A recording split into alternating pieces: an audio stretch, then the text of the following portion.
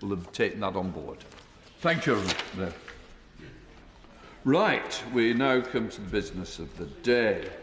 We now come to motion number 1 on the draft Windsor Framework, constitutional status of Northern Ireland regulations. If the House gives leave, it can be debated together with number 2 on the draft Windsor Framework of the UK internal market unfettered access regulation. Is there an objection? Let's try again. Robert. Yeah. Objection taken. So, since there has been an objection to the 2 motions being debated together, we will take them separately. We begin with motion number 1 on the draft Windsor Framework, constitutional status of Northern Ireland regulations. Minister or Secretary of State to move. Thank you, Mr. Speaker. Mr. Speaker, I beg to move that the Committee of the whole House has considered the draft Windsor Framework constitutional status of Northern Ireland regulations 2024. Getting devolution back up and running has been the principal focus of government policy in Northern Ireland since February 2022, when the then First Minister resigned. The agreement that the Secretary of State set out before the House yesterday, or me, sorry, I'm reading someone else's speech now. The agreement that I set out before the House yesterday is designed to secure the widest possible support amongst the community in Northern Ireland for participating in the political process. These regulations should be seen and considered in the context of forming part of a package. This package will safeguard and durably strengthen Northern Ireland's integral place in the Union and the UK's internal market, and do so by placing commitments in that package into law. Mr. Speaker, the Windsor Framework Constitutional Status of Northern Ireland Regulations 2024 affirm, strengthen and future-proof Northern Ireland's place within the Union, underpinned by the Acts of Union and also the terms of the Northern Ireland Act 1998. Will you give way? I'll happily give way to my Very grateful to Secretary of State.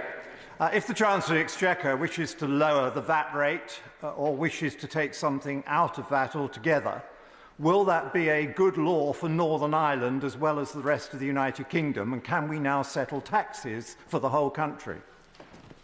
The example he's just given on VAT, yes, and it's just been done on a number of different things. I believe the latest was possibly solar panels, but I'll check in the box, and certainly various other products, which I'll get for the honourable gentleman.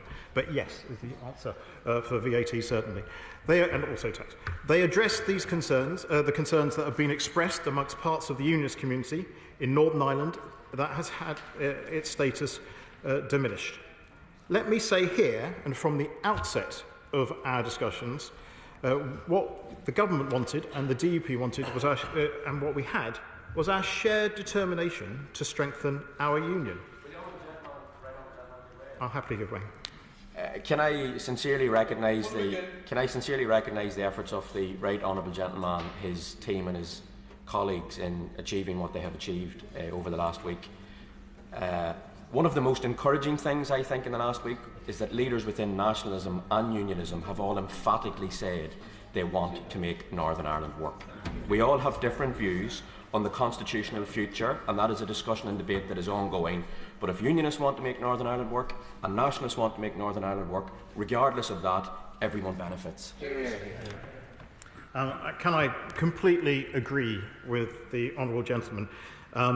It's been a pleasure to work with all the party leaders over the course of the time I've been Secretary of State, and I'm absolutely convinced. Indeed, I've seen them work together behind the scenes on a number of different occasions, and it was striking actually last February when a DCI, a police officer was shot John Caldwell was shot by dissident Republicans, how all the political leaders of Northern Ireland came together in such a strong repudiation of that attack.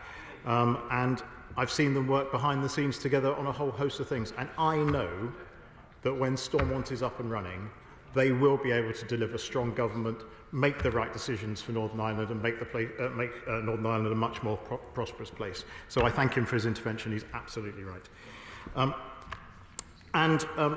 I'll start just that paragraph again, if I may. Let me say from the outset of our discussions what united the government and the DUP was our shared determination to strengthen our union. And I just got to that bit. Yeah, go on.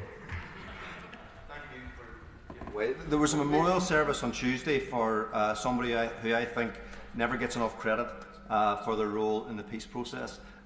Peter Brook once said that Britain had no selfish or strategic interest in Northern Ireland. That was later repeated in the Downing Street Declaration.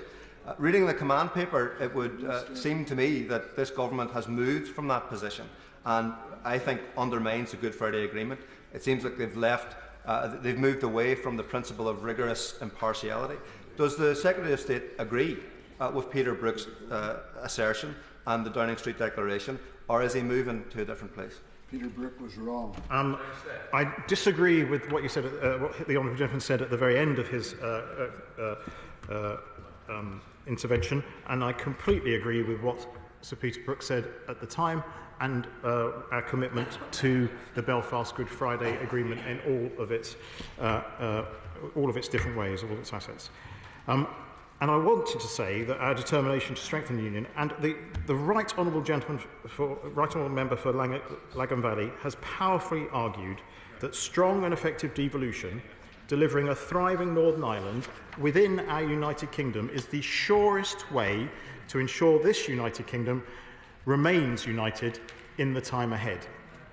So in taking the steps that he has taken, let me say he is delivering far more for the future of Northern Ireland in the Union than any of his detractors. Happily give way to my right honourable friend. For giving way, could he outline a list or a summary of what those who are against the right honourable member for Lagan Valley's deal have actually achieved in their months of campaigning? Yes, in round figures. I would love to be able to outline anything. I've got a piece of paper with it. Oh, it's blank. Nothing. Absolutely zero. I'm afraid the postage stamp is too big to write on the back of for what they've achieved.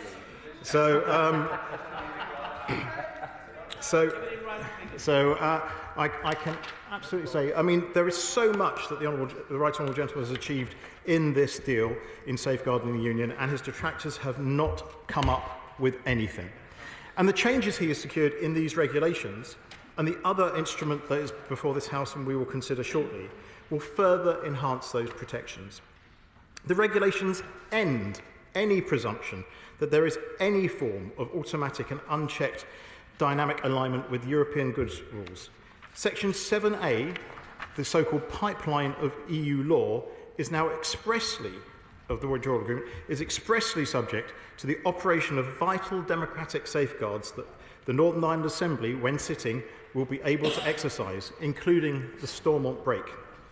And indeed, when, and I use the word when, Stormont begins to sit, when it first assembles, I will be able to sign that Stormont break legislation into law, and the availability of it to be used will be available to will be there for the Assembly as we move forward. When Parliament passed the EU Withdrawal Act 2018, it was exercising its sovereignty so that the UK-EU withdrawal agreement could be implemented in domestic law. I'll happily give way to the honourable gentleman. Sammy Wills.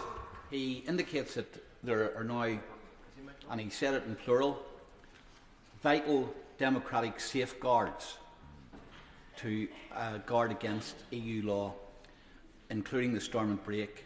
Could you tell us what the other safeguards are? Yeah, I mean, we've got the Withdrawal Act itself, and indeed he's sitting in a place that safeguards our laws themselves.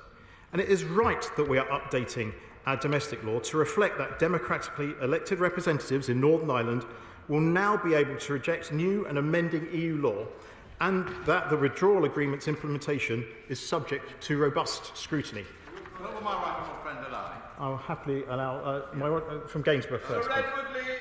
Already the ability of ministers to govern is severely constrained by things like the Human Rights Act. What worries me about all this is not the deal as such, but I'm a Brexiteer and I want us to have a dynamic and deregulated economy. What happens when we try and diverge from EU laws?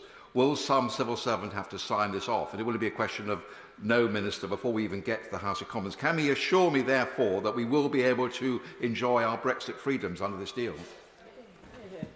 I thank the honourable gentleman for his question, because it has been put before yesterday, and it's a genuinely fair question. And I can honestly say to him that this package of measures will not change the freedoms and powers we have secured through leaving the European Union or through the Windsor Framework. I've just finished answering. I will just finish answering my honourable friend's point first. It will not reduce our ability to diverge, nor our commitment to do so, should it be in the interests of the United Kingdom. And if the legislation does carry significant adverse effects, of course the House would expect the Minister to set out any steps to be taken in response to this assessment. And I'll happily give way to my right honourable friend. As my right honourable friend may expect, I shall now refer to section 38 and ask him a question about it, because under the amendments that are made under the statutory instrument, which is not by Act of Parliament, of course, I just mentioned this point, which is that the arrangements under the section 38 state that the Parliament of the United Kingdom is sovereign, that its sovereignty subsists, notwithstanding section 7A of that Act, including the Windsor Framework. My right honourable friend will know what I'm saying. So in practice and in law, constitutionally, there is the capacity for the override not only of the withdrawal agreement and the protocol, but also the Windsor Framework as a result of what is contained in those words. Well, I note the honourable right honourable gentleman's point, and as I said yesterday, I mean, I hope he recognises actually what we are doing in this statutory instrument is the addition of Northern Ireland, making the addition of Northern Ireland's place in the United Kingdom, and a very strong, one second if I may, addition to this clause. And as I said to him yesterday, his original clause has been a big part of the solution to this conundrum. I'm really grateful to him for it, and I completely understand the point he's just made, and thank him for it. And I give way to the honourable gentleman. Listening to the Secretary of State and reading the command paper, you would maybe think that there's only the DUP in Northern Ireland. There are no other people with any other constitutional preferences. Of course, there are many people in the north of Ireland who want to see a new Ireland as soon as possible. So despite what might be in the command paper and what he has said and others have said, does he agree that the Good Friday Agreement is sacrosanct, and it's absolutely clear that if people vote for a constitutional change, then that's what happens? It's not up to the British government or anybody else, it's up to the people of Ireland, north and south. Yes, nothing that we're doing here changes that fundamental principle, so he's absolutely right to make that point, and I hope I've clarified it for him properly. I'll happily give way to my right honourable friend. Thank you, Mr. Speaker, and to the Secretary of State. Further to the point made by the honourable member for Foyle, the difficulty was that the Northern Ireland Protocol, in the eyes of Unionists, undermined the principle of consent, which is at the heart of the Good Friday Agreement. Does he agree with me that these new measures and the legislation resets the balance so that it is the principle of consent and the will of the people of Northern Ireland alone that will determine the future of our country as part of the United Kingdom? Yes, and I actually think that both the right honourable gentleman and the honourable gentleman are making exactly the same point, and rightly so. They represent two communities that have governed by consent in the past, and the whole point of what we're doing here today is to try and get government by consent back up and running in Stormont in the future. Of course. As one in living memory who served as Minister for the Environment and for Agriculture in Northern Ireland, because the Northern Ireland political process wasn't working, can I say that as well as the exercise in syntax and the like in the writing of these instruments, the key point is that the Assembly should be effective and ministers should come from Northern Ireland doing the jobs that we don't want to have to do from Westminster.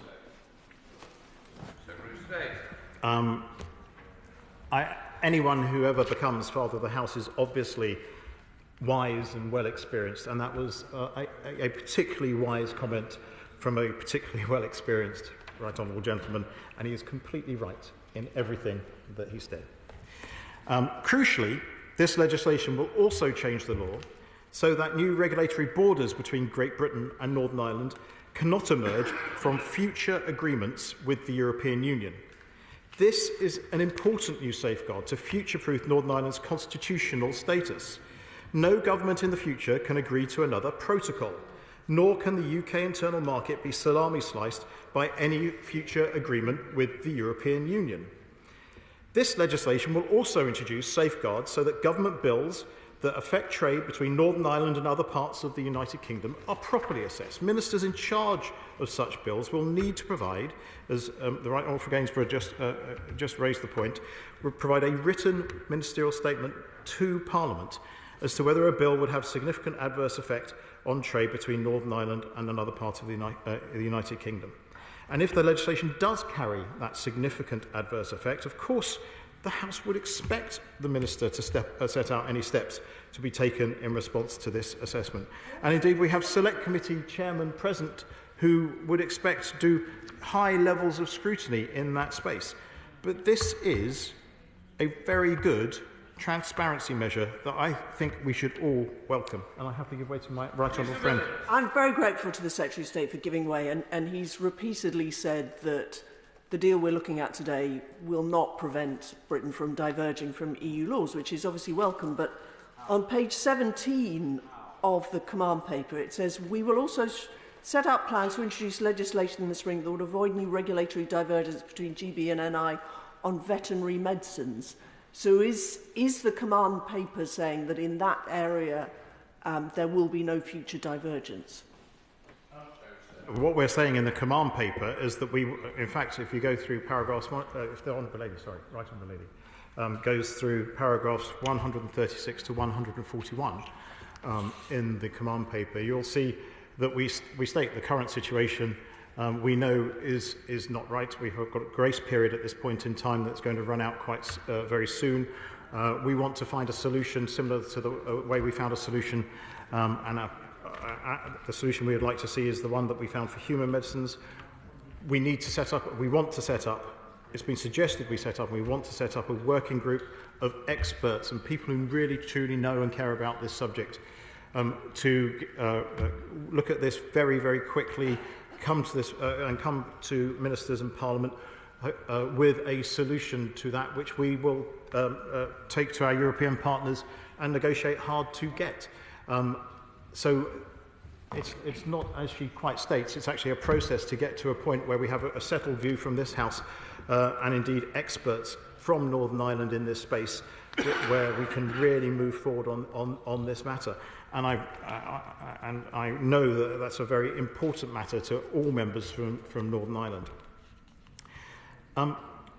This transparency, what I've just stated before the intervention, will increase transparency by ensuring Parliament is presented with evidence of GB-NI trade impacts of relevant legislation before proceeding with it.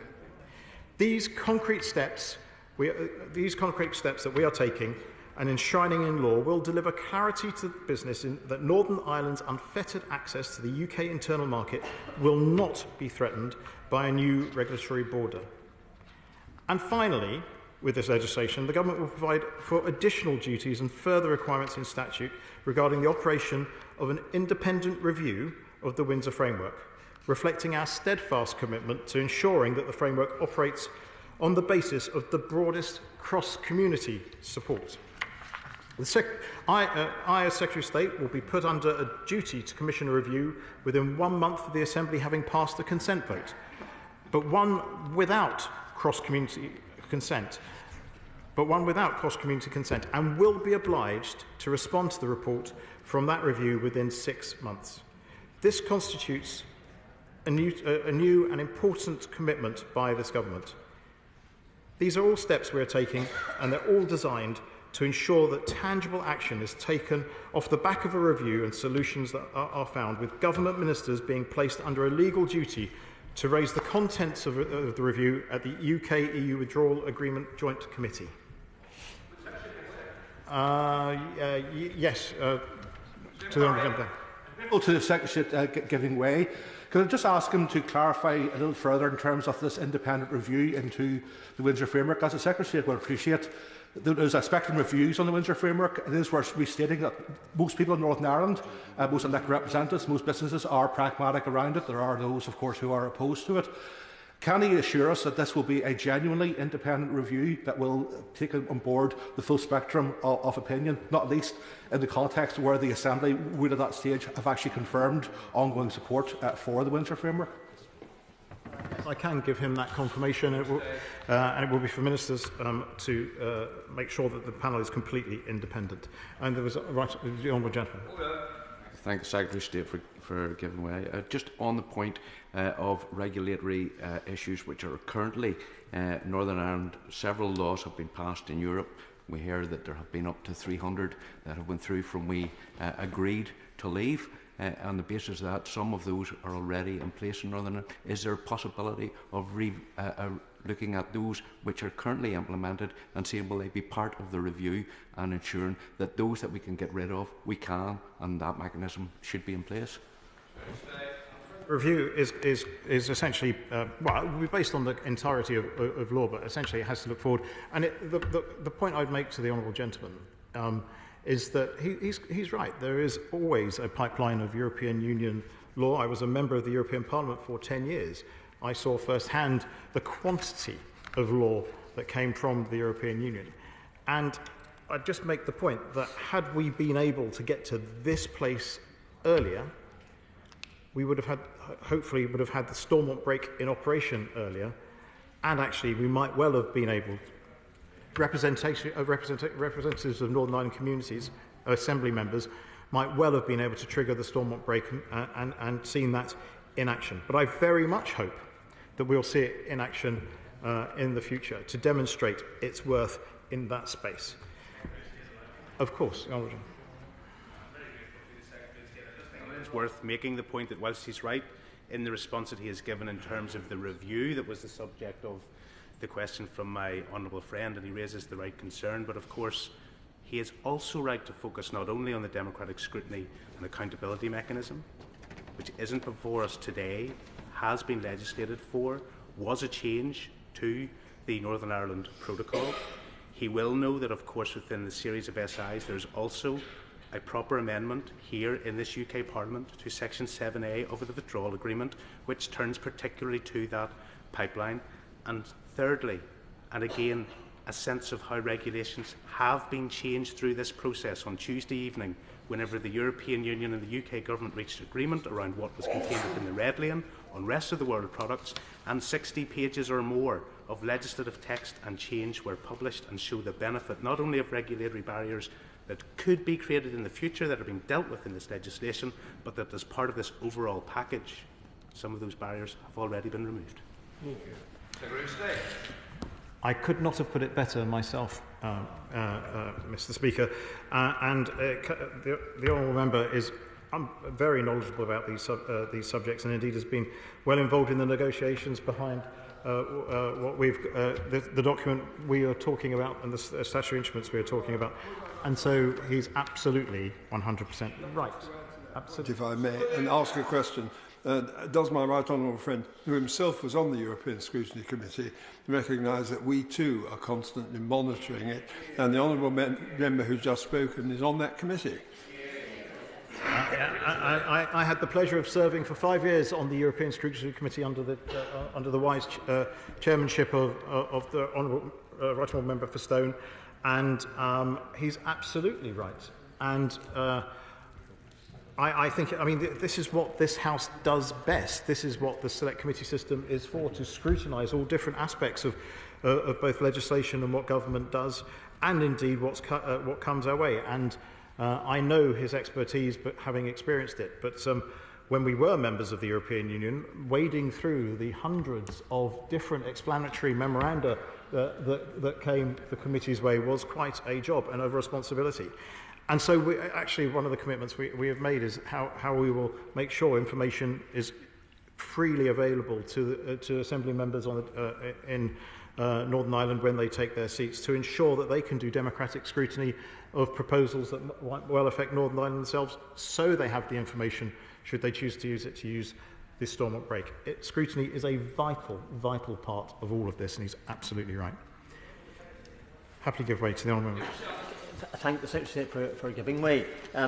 Over the last 2 years, Secretary of State, you'll know it, and probably everybody in this side of the House knows it as well, I've done lots of consultation, lots of discussions with party groups, with the Orange Order, with those in the NHS and many other people as well, seeking the opinions of community groups. From all that comes where we are today. I suspect, and I would probably like to say, that this is not the fulfilment of the whole wishes of what we wish to see.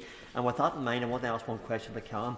The constitutional legislation is here, the legislation to secure a place within the internal market, but I still retain, and my constituents retain, some level of concern and press the government for more assurance. It was highlighted yesterday that the European laws may be overruled by government, but the wording of that suggests they may also be accepted, allowing Northern Ireland to diverge. So I want to ask the Secretary of State, does the last word lie in this place, or does it lie with the EU whenever it comes to making those decisions? Thank you. Well, actually, should it be an element of law that would be triggered by the Stormont break? I think the biggest say would be with Assembly members. This place, though, Parliament is sovereign, and he will know that this place has already chosen to for GB to Great Britain to diverge from Northern Ireland. There is the matter of animal welfare livestock exports, where this has happened, and for good reason, because Northern Ireland has a land border and a vociferous and lively trade in live animal exports with the Republic of Ireland. And were you to stop that from happening, were the ban in Great Britain to be extended to Northern Ireland, it would affect the export of around 3,500 cattle, 1,700 pigs, 337,000 sheep, etc., which were moved to that were the figures of livestock moved to Ireland from Northern Ireland in 2022. So this place does make those sorts of decisions already, and will continue to do so. Absolutely give way on that point. He's at odds, actually, in making that argument. That was one of the arguments made by the Minister when saying why Northern Ireland should be excluded. But the reason that was given was that because Northern Ireland is part of the EU single market, there could not be discrimination between goods or cattle being transferred to the Republic of Ireland and cattle being transferred thousands of miles away to the south of Italy. That's the real reason that this House once again found itself subservient to EU rules in Northern Ireland. I'm afraid the honourable gentleman is wrong. Completely wrong. And I know he's written to my right honourable friend, the Minister of State for Food, Farming and Fisheries. I have the reply, which has been copied into here, almost expounding that some sort of carve-out should be made in some way. But this is on the basis of a range of international agreements and their core principles, including the World Trade Organization. As much as a good Eurosceptic as I am, I'm very careful not to blame the wrong organisation for the wrong things. We have signed up to the World Trade Organization rules. We benefit from those rules. This is one of the elements of this is because of World Trade Organization rules, and he's picking the wrong thing to point his finger at this point, because it prevents discrimination against different countries in all sorts of different ways, and they're very important and vital rules too. So I'm afraid, on this particular point, he is completely wrong. Mr. Speaker, I have long been clear to honourable and right honourable members that I serve in this government proudly as a Unionist. I'm pleased that the regulations I commend to this House today will address the concerns expressed by part of the community in Northern Ireland over the past years that our Union of Nations has been somehow diminished as a whole. The regulations demonstrate that the government has listened so that trust can be rebuilt, so that people and businesses can be reassured of the UK's long-term future, of being in the UK's long-term future, and so that we can see Northern Ireland political institutions restored. Happily give way to my right honourable friend. Obviously, we're debating the size, but can I just point, Honourable and Right Honourable Members, to Annex A of the Government Safeguarding the Union document. It's an excellent summary of the actual historical context of the Acts of the Union, including Article 6. There's been many keyboard warriors across Northern Ireland who I'm not sure actually what they've achieved over the last 8 months other than to create a whole kerfuffle. They would be well advised to read this, and they can then see that actually none of the Acts of the Union are under threat in any way. And I thank my right honourable friend for making that point. He's absolutely right. There has been a lot of noise, a lot of heat generated in many ways, but again by people who've absolutely done nothing in this space and are clouding, are trying to cloud the reality that he absolutely expresses, and we have set out in the annex for everybody to see. So I very much hope that honourable and right honourable members will welcome the progress we have made in delivering this agreement through supporting the passage of these regulations, and that in coming days they will join me in welcoming the return of Stormont so that the Assembly and the Executive may serve the people of Northern Ireland once more. Of course, I'll give way to the honourable gentleman. Very generous, and I thank him for doing that, and I always try to be constructive, and he knows that. And it is for all those people out there, my constituents, who have concerns and probably don't have the trust in government for the very genuine reasons that we've been, forgive me, been let down on a number of occasions. So again, I'd ask the Secretary of State to reiterate once again, and in my apologies for doing so, with his hand on the dispatch box. We all know what that means. And aware of the duty of possession places us to answer in simple terms for my constituents. Does this deal constitute the renewal of our place within the constitutional and economic United Kingdom of Great Britain and Northern Ireland as fully and as completely as any other area within this great UK? I believe it does, 100%. Mr. Speaker, Will you give way? I'll happily give way to the Vice. Very much. Someone wanting to send goods from GB to NI would naturally expect to use the new internal market lane, the green lane. Who decides whether they're not allowed to? Is it the EU, the UK government, or the Stormont government? It's the UK government in that area. Let me go to the right, the honourable gentleman there first. Thank the Secretary of State very much. Further to that point, in paragraph 96 of the command paper, could he outline to us, is he expecting in the pipeline more SIs to come to give full effect and impact and clarity to the issues that have been raised in this wide-ranging command paper? So we would give legal direction to DERA on those matters. So, and there are actually other legal instruments that we're going to use for this deal, but that would be for us to give legal direction to DERA on that point. I'll give it right to the honourable gentleman. Grateful to Secretary of State for giving way. We all accept that the DUP had a particular issue around all of this, but does he accept that it's not good practice in Northern Ireland to have a one government, one party process? And will he commit in the future to have a much more inclusive process for dealing with all of these types of issues? I thank the honourable gentleman for his point, and he makes it fairly. But to be honest with him, there was one party that was staying out of government that represents the community, and so as much, and I did try to keep him as updated as I possibly could throughout this whole process, as we have done with the other political parties. But the party we needed to persuade to go back into government, I needed to talk to more. And I hope he'll, I mean, on a future basis, I will always try and treat everybody equitably. But I hope he understands that I had to make sure that there was an agreement that the Democratic Unionist Party could stand behind, and I could rebuild trust. The honourable gentleman from Strangford used the word trust. I could try to start to rebuild the trust that had been lost between the Democratic Unionist Party and the United Kingdom government, and that's something we had to do between the two. But I'll happily give way again. I'm grateful to the Secretary of State for giving way again. And I just think it has to be understood that there are more people in Northern Ireland than just the DUP and just unionism. And nationalism feels, I think, that North-South has been undermined with a massive emphasis being put on East-West. And I would just ask him to think carefully about that. The command paper, for me, undermines the Good Friday Agreement, undermines North-South, and is far too far in the direction of where the DUP's thinking is. So forgive me, the honourable gentleman is a friend of mine, so I hope he doesn't mind me disagreeing with him in this way.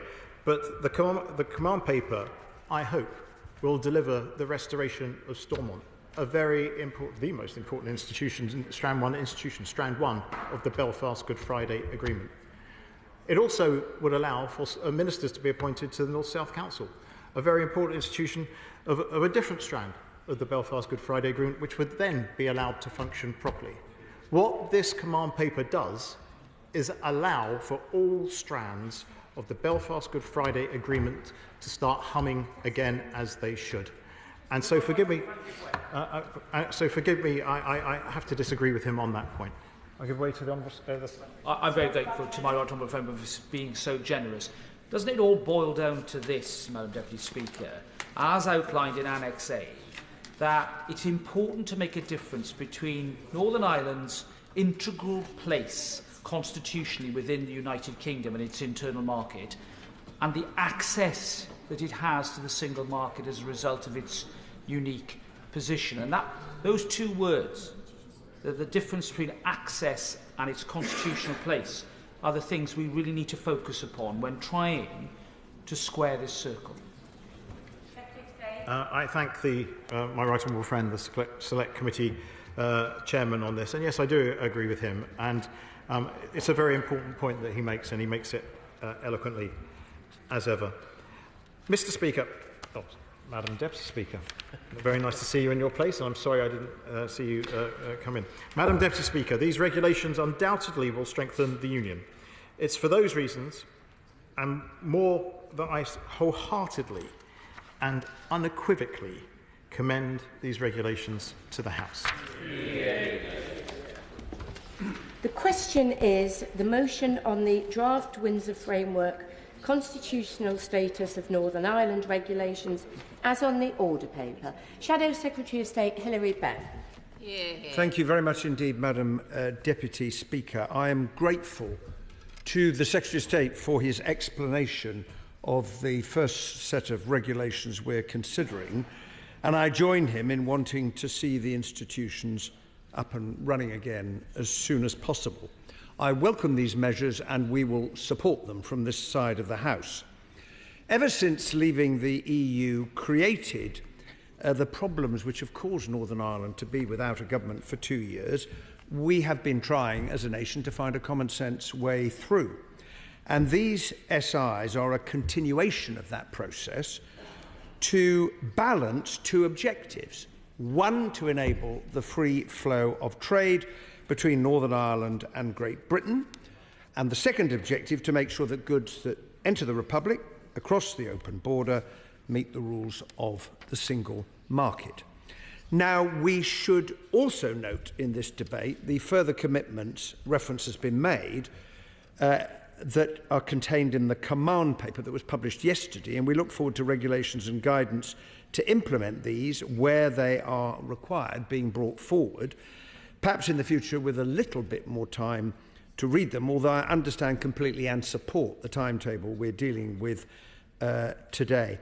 Can I commend the Right Honourable Member for Skipton and Ripon for drawing the House's attention to the annex of the command paper to do with the history, because I certainly learnt some things reading that I was not aware of. And when I hear the argument put, well, there was always free and unfettered trade and now it has changed, to discover that the Government of Ireland Act 1920 required that the movement of goods between Great Britain and Northern Ireland should be treated as exports and imports, and that customs officers were instructed to conduct physical inspections of ships and daily sailings twice weekly at a check rate of 28%. It's a jolly good idea to understand your history, and as one is trying to deal with the problems of the future. Of course I'll give way. I thank the Shadow Secretary of State for giving way.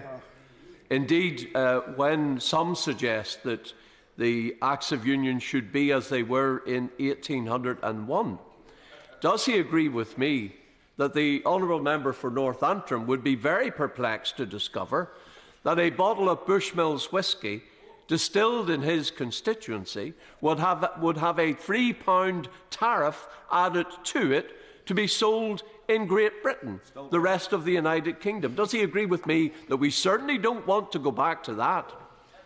Well, I say to the right, I am a teetotaler, so perhaps I don't feel the suffering of the example that he's just put before the House in the same way that other members do, but he is a very observant student of the history of Northern Ireland, and he makes his point extremely forcefully. Of course I'll give way. Does the honourable member, however, recognise the difference between a tariff being put on either by this Parliament or by the Assembly or a Parliament in Northern Ireland, where the people in the country electing representatives take a decision, and tariffs which act as an impediment to trade being imposed by an outside body such as the EU, which is the case in Northern Ireland, and that's how the Act of Union is being disrupted, because an outside body can interfere with it. Well, I would say to the honourable gentleman, Madam Deputy Speaker, you know, we've seen quite a lot of disruption to arrangements in recent years, have we not? And the point I tried to make a moment ago is that, given the fact of our departure from the European Union, there was a problem. Everybody knew there was going to be a problem between Northern Ireland and the Republic because of the open border that everyone continued to support. That was, I think I said last week, about the only thing in Brexit where there was agreement. And therefore, if there's a problem, you have to find a way through it. And what we're grappling with here, have done previously, and may do in the future, is how you solve that problem, which is the result of a democratic decision taken by the British people. Now, turning to these particular regulations, part of what is before us updates previous legislation to include references to the Windsor Framework, because it came after the pieces of legislation, or reaffirms for clarity the existing legal position. I welcome the prohibition made by Regulation 2, subsection 3, of any agreement with the EU that would create a regulatory border between Great Britain and Northern Ireland. I would note, however, that if we were to form the next government, Labour would seek to negotiate an SPS agreement with the EU with the intention of removing checks on animals, food and plants, not only between GB and NI, but between the whole of the UK and the EU, which would, of course, benefit farmers, food businesses, the horticultural industry in Northern Ireland and the rest of the United Kingdom. With regard to Regulation 3, this amends Section 7A of the EU Withdrawal Agreement Act to include a reference to the storm and break procedure and the democratic consent vote. And I note that the Secretary of State said that the Windsor Framework democratic scrutiny regulations that were passed by Parliament back in March will take effect. I think he said he'd sign them once the Assembly is back up and running, and he nods in assent of that understanding. It's also important to remind ourselves of the significance of those regulations and the democratic checks they will create. The Stormont break will be available to the Assembly, where the EU is seeking to amend or replace existing EU goods legislation in Annex 2 of the framework. And, of course, the Windsor Framework gives a new role for the Assembly in approving or indeed rejecting any proposed new EU legislation from being added to the framework. I note that on page 47 of the command paper, it says that the full operational details for the Stormont break will be set out in writing for the Assembly. Can he confirm when this will happen, and what form will this take so that we in the House can see it? I will give way, of course, to the right honourable gentleman, and then my honourable friend. Yes. Right honourable gentleman, if he accepts that there is a distinction between new and amended legislation in this context, and it's not by any means the same thing, particularly as amended legislation can be very extensive. I do take that point, but there are two separate categories we are talking about here. One relates to the legislation that formed part of the original protocol in the annex, and it's a long list. and other relates to new stuff that is coming along from the European Union. I give way to the Honourable. I'm very grateful to the Shadow Secretary of State for giving way. Would you recognise that there is a different school of thought within Northern Ireland by some people and businesses around the Stormont break, in that if there is a degree of delay or uncertainty as to the application of an updated EU regulation, that could actually inadvertently undermine Northern Ireland's particular advantage in terms of dual market access by creating that uncertainty for businesses seeking to invest or remain in Northern Ireland. And by far the better way is for Northern Ireland institutions to begin at the start and talk to the European Union to make sure our concerns are reflected as fresh EU law is developed or updated EU law is undertaken. Well, the Honourable Member makes an extremely powerful and useful point, because the businesses I've spoken to in Northern Ireland, they are very supportive of the access that Northern Ireland has to the EU market, and in choosing to pull or not pull the Stormont break, there are many considerations that I'm sure elected politicians in Northern Ireland will take into consideration. And let's be honest, it depends. What are we talking about here? What impact will it have? Does it have a really bad effect, in which case people might reach for the break? In other respects, it may be a perfectly sensible change and nobody needs to worry about it. But there is a mechanism now that gives Northern Ireland politicians and the Assembly the chance to decide between the two, of course. I'm very grateful to the right honourable gentleman giving way. But further to that point, which is a very good one, wouldn't the EU decide to use its powers if Stormont tried to use the break too often and change the amount of EU law that applied? Well, the Stormont break was the result of a negotiation between the government and the European Union. It was a really big step forward. That's why we're having this discussion now, and I support it. Anything is possible in the future as to what one or other party that are engaged in continuing discussions and negotiations may seek to do, but we have a deal with the European Union and they expect us to honour the Windsor Framework, a point I've made in the House many, many times before, and we would expect them to do entirely the same. But nobody can guard with absolute certainty about what may happen in the future. We have to deal with the world as it is today. I give way to the right honourable gentleman. I thank my right honourable friend for letting me intervene. The thing that people have missed, I think, over the last few weeks is the cross-party support for both the Windsor Framework and for this deal. And the reality is anybody campaigning or continuing to campaign against the decisions democratically taken by the Democratic Unionist Party are campaigning against something where this House has said in voting numbers I could have dreamt of when I was the government's chief whip during Brexit, that they support the Windsor Framework and they support my right honourable friends and the Prime Minister's deal. Well, the right honourable gentleman makes an extremely powerful point, and I hope everyone will notice the near, if not complete, unanimity that we will see reflected in the House today. But those who wish to rail against reality and the fact we have to make choices, we have to deal with issues as they arise, as the right honourable gentleman for Lagan Valley has so eloquently pointed out, achieve nothing and contribute nothing. What the House is trying to do is to take this forward and, crucially, to restore the institutions. I will give way. I'm not trying to rail against reality, I'm just trying to seek the truth. Would it be a fair summing up of the Labour Party's position that they're really supremely relaxed about all these trading arrangements in the future? Because if there is to be a Labour government, they've got absolutely no intention of diverging further away from the EU from a deregulatory point of view.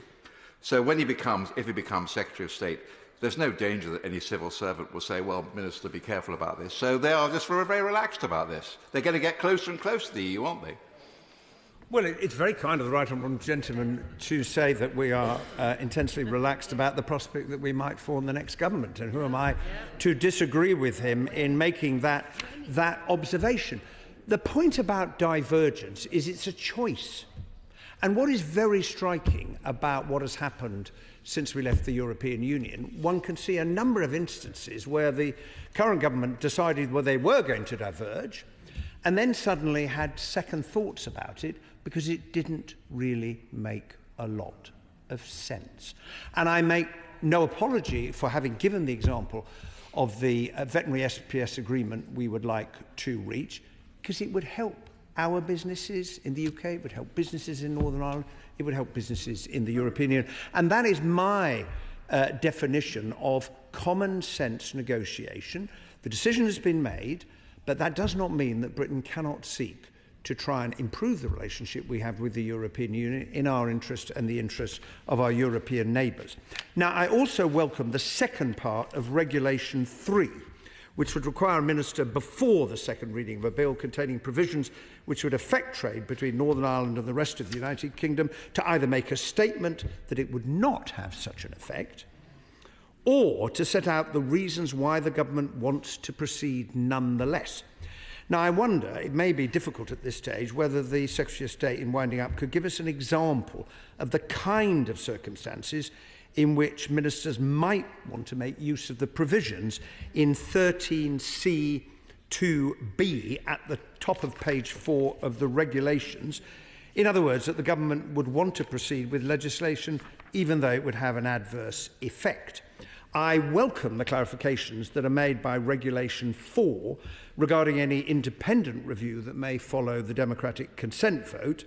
That vote by Assembly members must take place, as I understand it, by the end of this year. Has he had any discussions with Northern Ireland political parties as to when exactly that vote might take place, or does he intend to do so, or is it entirely a matter for them? Madam Deputy Speaker, I will return in the subsequent debate to the matters I wish to raise on the UK internal market regulations, but I will now bring my remarks to a close. Obviously, there is a big time pressure on this debate. I want to bring the Secretary of State back in at 1:49. So I would urge colleagues to be brief, if they possibly can.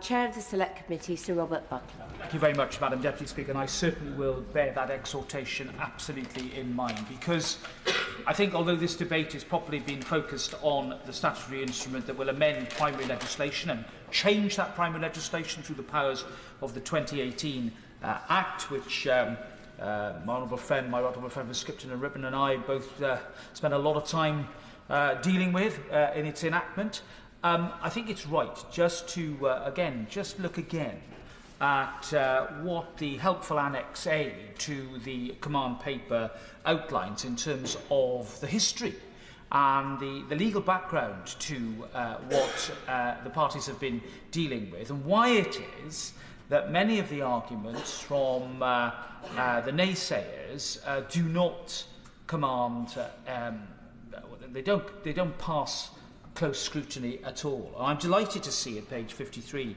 of the command paper a very clear exposition of the position with regard to the Acts of Union.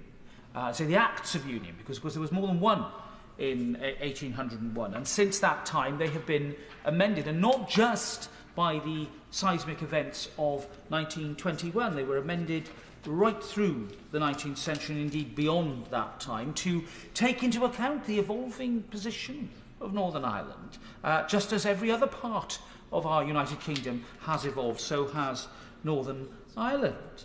And I think it's right to pause and say that arguments that were asserted, in particular in the Supreme Court, about the old, what we can now call the old protocol, being inconsistent with the Acts of Union, are just wrong, because that point was never at issue before that court.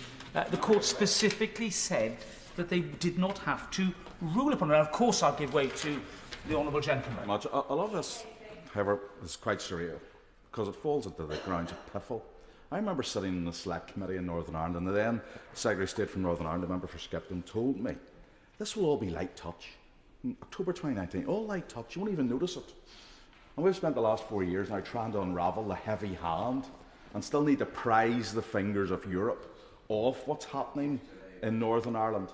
And we've also been told, Madam Deputy Speaker, that yes, there was a problem, and we all now know what the problem was. The problem was this House failed to stand up to Europe and allowed Northern Ireland to be a buffer zone to protect their single market, and through our single market down the toilet in the process. Hear, hear. And I feel the emotion and the proper points that the honourable gentleman makes about this, because it became the legislative and constitutional equivalence of brain surgery. And the patient was Northern Ireland. And everybody was feeling it. This isn't just an archaic debate. This is a debate about business and the economy of Northern Ireland. This is real and this is important for the businesses that honourable members and right honourable members represent. Absolutely right, which is why I think his party should claim proper credit for the painstaking approach that both he and his colleagues and the Right Honourable Member for Lagan Valley have shown in this process. They haven't taken yes or no, rather, for an answer. They've actually sought to try and reach a solution and be part of that brain surgery process, that neurological change. But I'll just, gently say to him that there is, I think, a distinction between the integral part of Northern Ireland in our United Kingdom constitution and our single market, our internal market, and the inevitable access that Northern Ireland will have to the EU single market. Why? Because of the nature of the border that exists in Northern Ireland, the unique nature of its status, and all of the history and indeed the reality that goes with that. And that's why there's not going to be an elegant solution, a perfect solution to all of this. This is always going to involve compromise. Compromise is a difficult word. It implies weakness. It implies fudging. It implies a lack of clarity.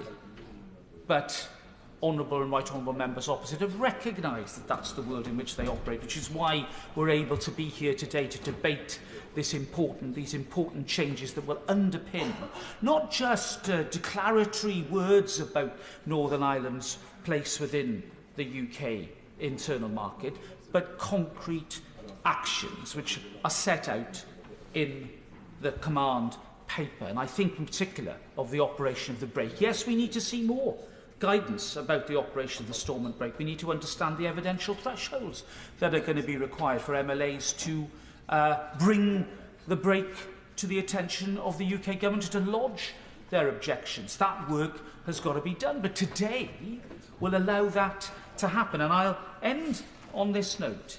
As I was saying about the Supreme Court judgment, the court looked in particular at the question of the sovereignty of Parliament and affirmed, as Article 6 of the Act of Union itself recognised, that it is the most fundamental rule of UK constitutional law. Nothing novel or unexpected or controversial about that, Madam Deputy Speaker, which is why some of the language that then emerged from that case was not just unhelpful, it was wrong. And I know that the Right Honourable Gentleman, the leader of the DUP, shares that view. It was time for leadership, and leadership means being straightforward and getting it right. And that's why I commend him and his colleagues for the work that they've done, because they've got it right. And as a result of their approach, we are able now today, I hope, to pass this much-needed change. I welcome it warmly. I commend my right honourable friend, and I commend this measure to the House. SNP spokesperson Richard Thomson. Thank you, Madam Deputy Speaker. Now, I and my party have never made any secret of our disagreement with Brexit and the manner in which it was delivered. That's certainly something which has caused issues for us in Scotland, but we broadly welcome the point to which matters have reached today. It's been a long road to get here. Having clarity around about Northern Ireland's constitutional status is, I believe, helpful, as indeed is the reaffirmation of the principle of consent, which is the basis that many of us in Scotland, not just in Northern Ireland, understand the union that we are willingly or otherwise a part of. Now, the manner in which Brexit has come about has certainly caused issues in Scotland and has placed our own constitutional question right back in the fore and under renewed scrutiny.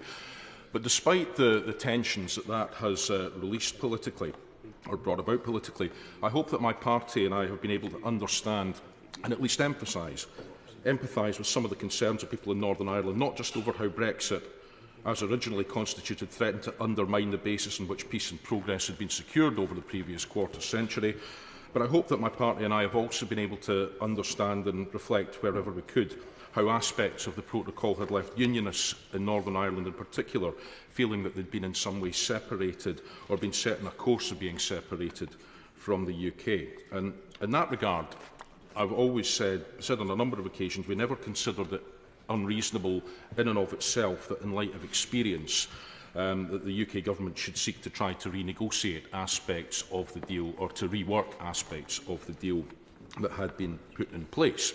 And while there were certainly opportunities to recast a deal which could have worked better, I would argue, in the interests of all parts of the UK, and I would highlight sanitary and phytosanitary alignments as being essential to that. And I very much regret that those options have not to date been pursued. I should just say that I do not grudge Northern Ireland a single aspect of what has been agreed in recent days or what appears in the SIs before us today. There is, however, something that looks like a I will, yes. Just on the point where he's not begrudging us for achieving some of the objectives that we set out to achieve, would he agree with me that one of the advantages that we have that Scotland doesn't have is that we have a 300-mile unclosable land border, which makes virtual accommodation with the access into the Irish Republic and onwards into the wider EU market almost impossible to prevent? Well, yes, I mean, certainly the border is a very complex one to try and police, and that has certainly been at the forefront of many of the discussions. And so in contrast, we've got a very straightforward one between Scotland and England, were that ever to take on international significance. But I appreciate the point that the honourable gentleman is making. Now, I would just say as briefly as I can, appears to be something of a contradiction in that Northern Ireland cannot conform to the requirements of the single market to maintain access there, and also the UK internal market in the event of a future divergence. That's brought to mind in paragraph 146 of the command paper that the government will legislate to require that a minister in charge must assess whether or not something has an impact on trade between Great Britain and Northern Ireland and make statements, in contrast to 38A1 of the SI that HMG must not ratify an NI-related agreement with the European Union that would create a new regulatory border. Now, a minister might lay a statement before Parliament to that effect, but that doesn't mean that the minister's opinion will necessarily be shared or make that statement any less subjective. And, ministers might be capable of thinking 6 impossible things before breakfast. Indeed, at times during the Brexit debate, it seemed like that was a necessary qualification for office. But nevertheless, I would be grateful if the Secretary of State, in his summing up, could clarify how any such dispute over that might ultimately be determined and resolved. So, with these publications, Madam Deputy Speaker, we appear to have reached something of a conclusion. It's been a thoroughly exhausting process. It's occupied talents and energies, not just in government and in Parliament here, but across swathes of public life in Northern Ireland and beyond that could have been directed, I would say, more productively. But much work is built up in the absence of an assembly. Hopefully this will now allow all the political mechanisms to go in place to bring that back, and it is important that that now happens because, Madam Deputy Speaker, a peaceful, prosperous Northern Ireland at ease with itself, in control of its future, and which is able to be respectful of all shades of opinion, is manifestly in the interests of all peoples in all of these islands. And to the extent that the statutory instruments before us today allow a way to pave a way to restoring that state of affairs, we support them. Thank you. And let me once again emphasise the need for brevity to get the majority of people in. Sir William Cash. Thank you, Madam Deputy Speaker. Section 38 prescribes that parliamentary sovereignty will prevail, and that is notwithstanding Section 7A, and in the wording, which is a bit difficult to read because you have to go through all the enactments to make sure you've got it right, it does say including the Windsor Framework. So for practical purposes, our parliamentary sovereignty subsists.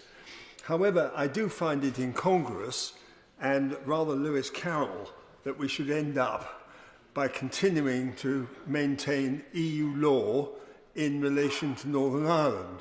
I could make a long speech about this, but I won't. The fact is that no man can serve two masters, and as respects the wording of the statutes, to use the words of Humpty Dumpty, words mean what you choose them to mean. The question is who is to be master, that is all. And this is the problem, this is the dilemma, this is the basis on which most of the controversies occur, and it may be, I regret to have to say, that this will ultimately be decided someday in the future by the prospect of a referendum, and that, of course, is what Sinn Féin have been asking for. And I personally believe that we should protect Northern Ireland, and I've always done everything in my power to do just that. But having said that, and also mentioning that my family have been involved in the Irish question since the 1840s in this House, John Bright, Frederick Lucas, member for County Meath, and so forth. I just make that as a point. I take this very seriously, as indeed I pay respect to the members of the DUP for the way in which they fought for their interests. There are some things in here, in these measures, which I can understand as having benefit. But I do say that ultimately the question is going to turn on the issues of whether or not in the constitutional framework within which this is presented, with all the assurances that we're being given and all the hopeful aspects of it, which I expect to be delivered, we will find that it will be decided by the test of time. We will see whether it works. There will be continuing arguments and there will be continuing debates. But unfortunately, I have to say that just as under Section 2 of the 1972 Act, the European Communities Act, there is no way in which regulations under Section 8C have anything other than the same fundamental limitation as regulations under that section, in that they cannot contradict or restrict the scope of EU law. It has to be said because that is the honest truth. However, that does not alter the fact that efforts can be made. The Stormont break may come in. It may be able to make changes. I say everything with reservation because I voted against the Windsor Framework because I foresaw that issues were going to arise of this kind. I have to pay tribute to all the people involved in trying to mitigate the ultimate impact of the Windsor Framework, but it still leaves me with a very serious sense of concern for the very simple reason that I've just given. The scope of EU law still remains, and as Chairman of the European Scrutiny Committee, and I think I can bring my remarks to an end on this note, we will be monitoring this. We are concerned, I am concerned, and I know that under the new arrangements, and I'm glad that the devolved assembly is going to take place, this is a democratic plus. You can't just issue orders from Westminster to Northern Ireland if the people don't want it. And the bottom line is the DUP have got a real issue on their hands with Sinn Féin. But be that as it may, I genuinely believe that they will do everything in their power to maintain their own democratic rights. I'll give way. I'm very grateful, Madam Deputy Speaker, to the Right Honourable Member and my friend, Chairman of the European Scrutiny Committee, and he has outlined his concern about the constitutional future of Northern Ireland. And he will know legislatively that in 1998 it was settled that the future of Northern Ireland's place within the United Kingdom is based solely upon the decision made by the people of Northern Ireland. He will remember that in 2000, Gerry Adams said that there would be United Ireland by 2016. And he will know that as we stand here today, in 2024, the government that will have to make the decision as to whether there should be a border poll has just declared in this command paper, Safeguarding the Union, page 68, paragraph 3. On the basis of all recent polling, the government sees no realistic prospect of a border poll leading to a united Ireland. Hear the honourable gentleman make that point, and I would simply say, in conclusion, you can read the crystal ball. The question is, can you always read the book? Sir Geoffrey Donaldson. Thank you, Madam Deputy Speaker. It's an honour to follow the Right Honourable Member for Stone, who we truly value his continuing interest in Northern Ireland. Of course, Madam Deputy Speaker, the problem for us on this bench is that the origins of our difficulty was the withdrawal agreement itself and the decision to go with the Northern Ireland Protocol, which sadly place Northern Ireland in a situation where we were separated from the rest of the United Kingdom in key elements of the benefits that ought to have flown from Brexit. And my task, and that of my colleagues ever since, has been to repair the damage that that decision did. And it is work in progress. I do not stand here this afternoon and pretend that we have completed the task. I recognise that there are ongoing concerns about how these new arrangements will work in practice, and it will be our task to hold the government to account on its commitments, that they are honoured in full and delivered, and that is why my party executive mandated me as the leader of the party to proceed on the basis that we needed the government to progress key elements of these arrangements first, before we would then proceed to recall the Assembly and to restore the executive. And so, Madam Deputy Speaker, I welcome the publication and the opportunity to debate these statutory instruments today. They amend laws, key constitutional laws of the United Kingdom, in my humble opinion, in a way that strengthens Northern Ireland's place within our United Kingdom, reaffirms our place in the United Kingdom, underpinned by the Acts of Union, underpinned by the principle of consent that is at the heart of the Belfast Agreement and the 1998 legislation, and that is to say, as my honourable friend, the member for East Belfast, has stated, it is the will of the people of Northern Ireland that will ultimately determine our future.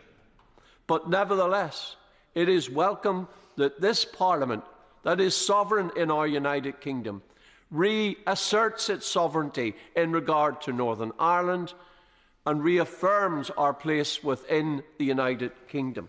On that point, can I thank my right honourable friend and colleague for bringing that forward? And the right honourable gentleman is absolutely right to state the fact I say this with respect to the Secretary of State and the government, the distrust that many unionists have for this process.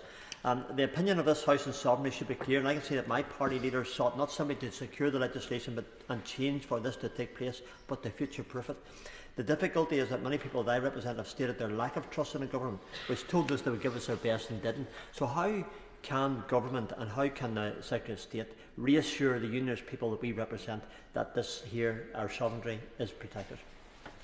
Well, I thank the honourable member for Strangford for his intervention, and he restates the point he made earlier to the Secretary of State, and he will have heard the response given to this to him by the Secretary of State. But it is our task, those of us on this bench, all of us on this bench, it is our task to ensure that the government does deliver, that we bank the gains that we have made in this process, and that we move forward on that basis, recognising that there is more to do, but also recognising that there are new opportunities to seek and to secure change.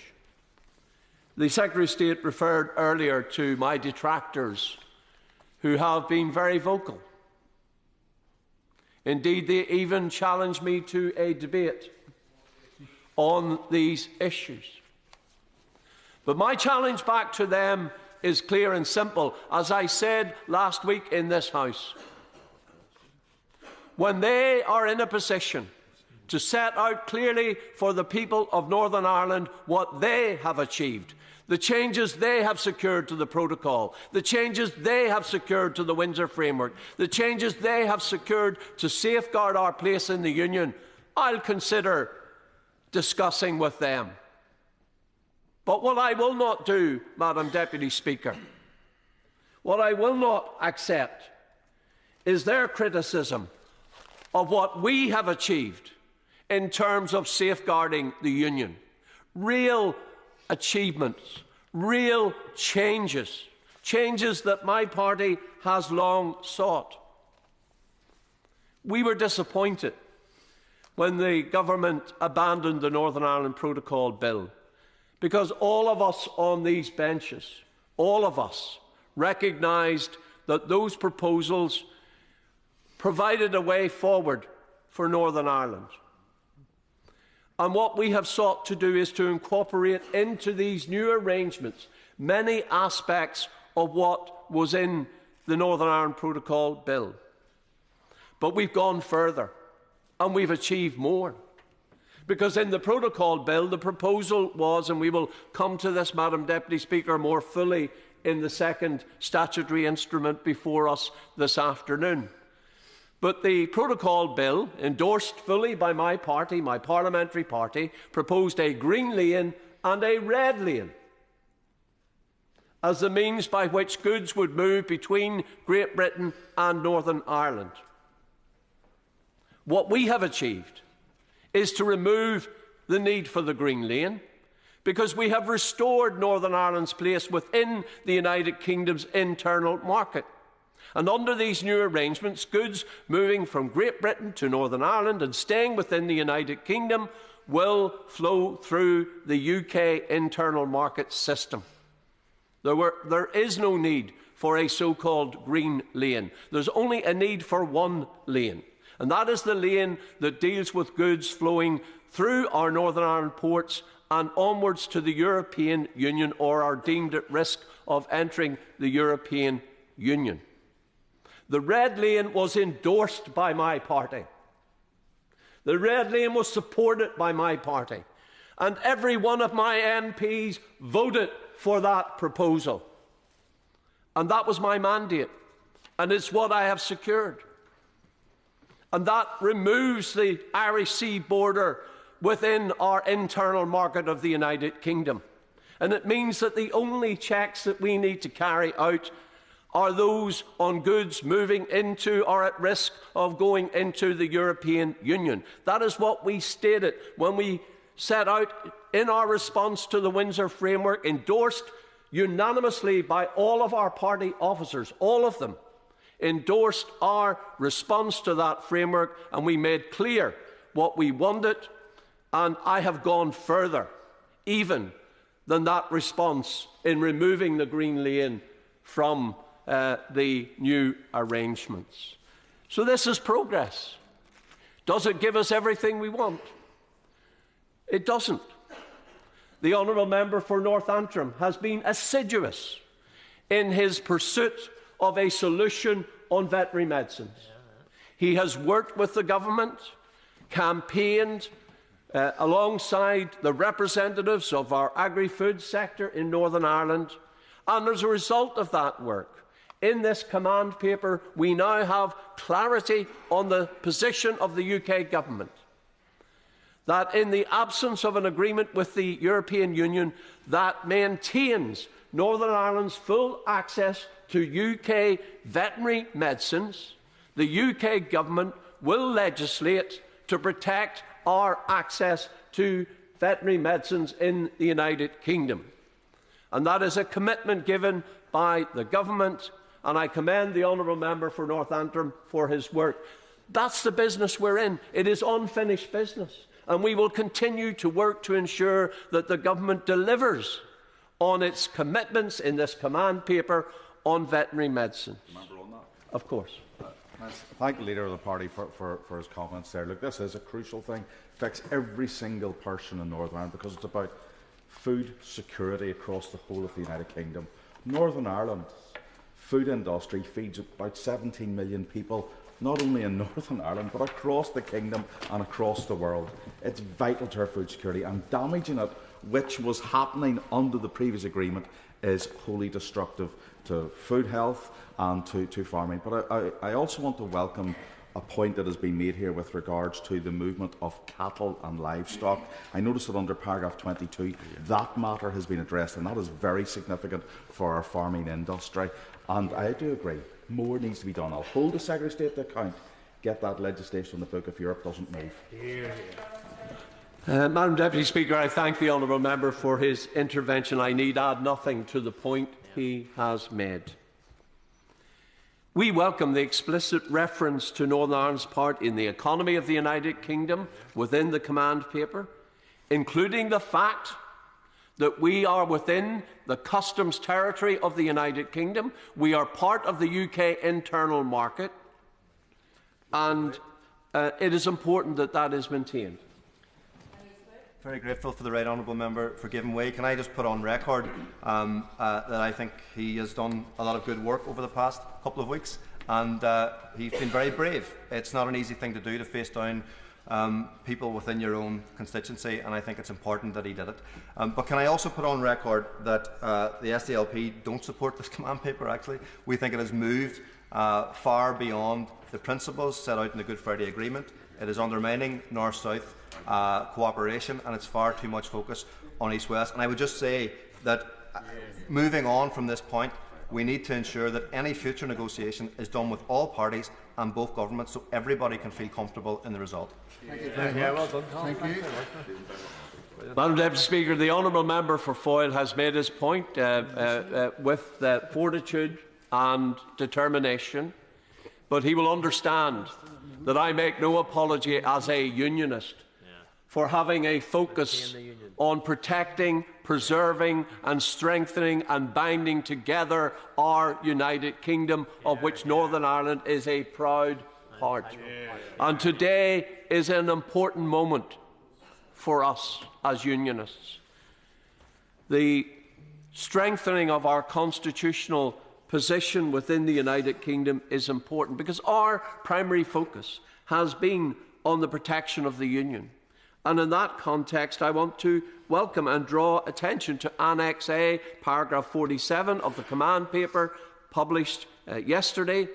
Northern Ireland, and I quote, "Northern Ireland's place in the economic union remains the single most important factor in ensuring its prosperity." And that is the economic union of the United Kingdom, where we sell more goods to Great Britain than we do anywhere else in the world, and we want to maintain our ability to trade freely within our own country. And these new arrangements, Madam Deputy Speaker, guarantee our unfettered access to the internal market of the United Kingdom, not just for now, but in all scenarios in the future. And the safeguards that are built in to these arrangements, I believe, will protect our place in the economic union of the United Kingdom. I give way. Right, honourable gentleman for giving way. I echo completely his sentiment of paragraph 47 there in Annex A, and I would just comment that the goodwill and character that has been essential to achieve this progress and these gains through these last months. But does he agree with me that the polling referenced by the honourable member for East Belfast is not as important as the stamp of approval from this House that comes through good debate and scrutiny?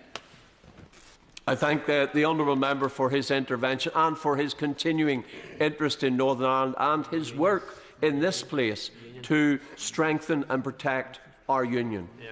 And he makes a strong point which I welcome. I will give way.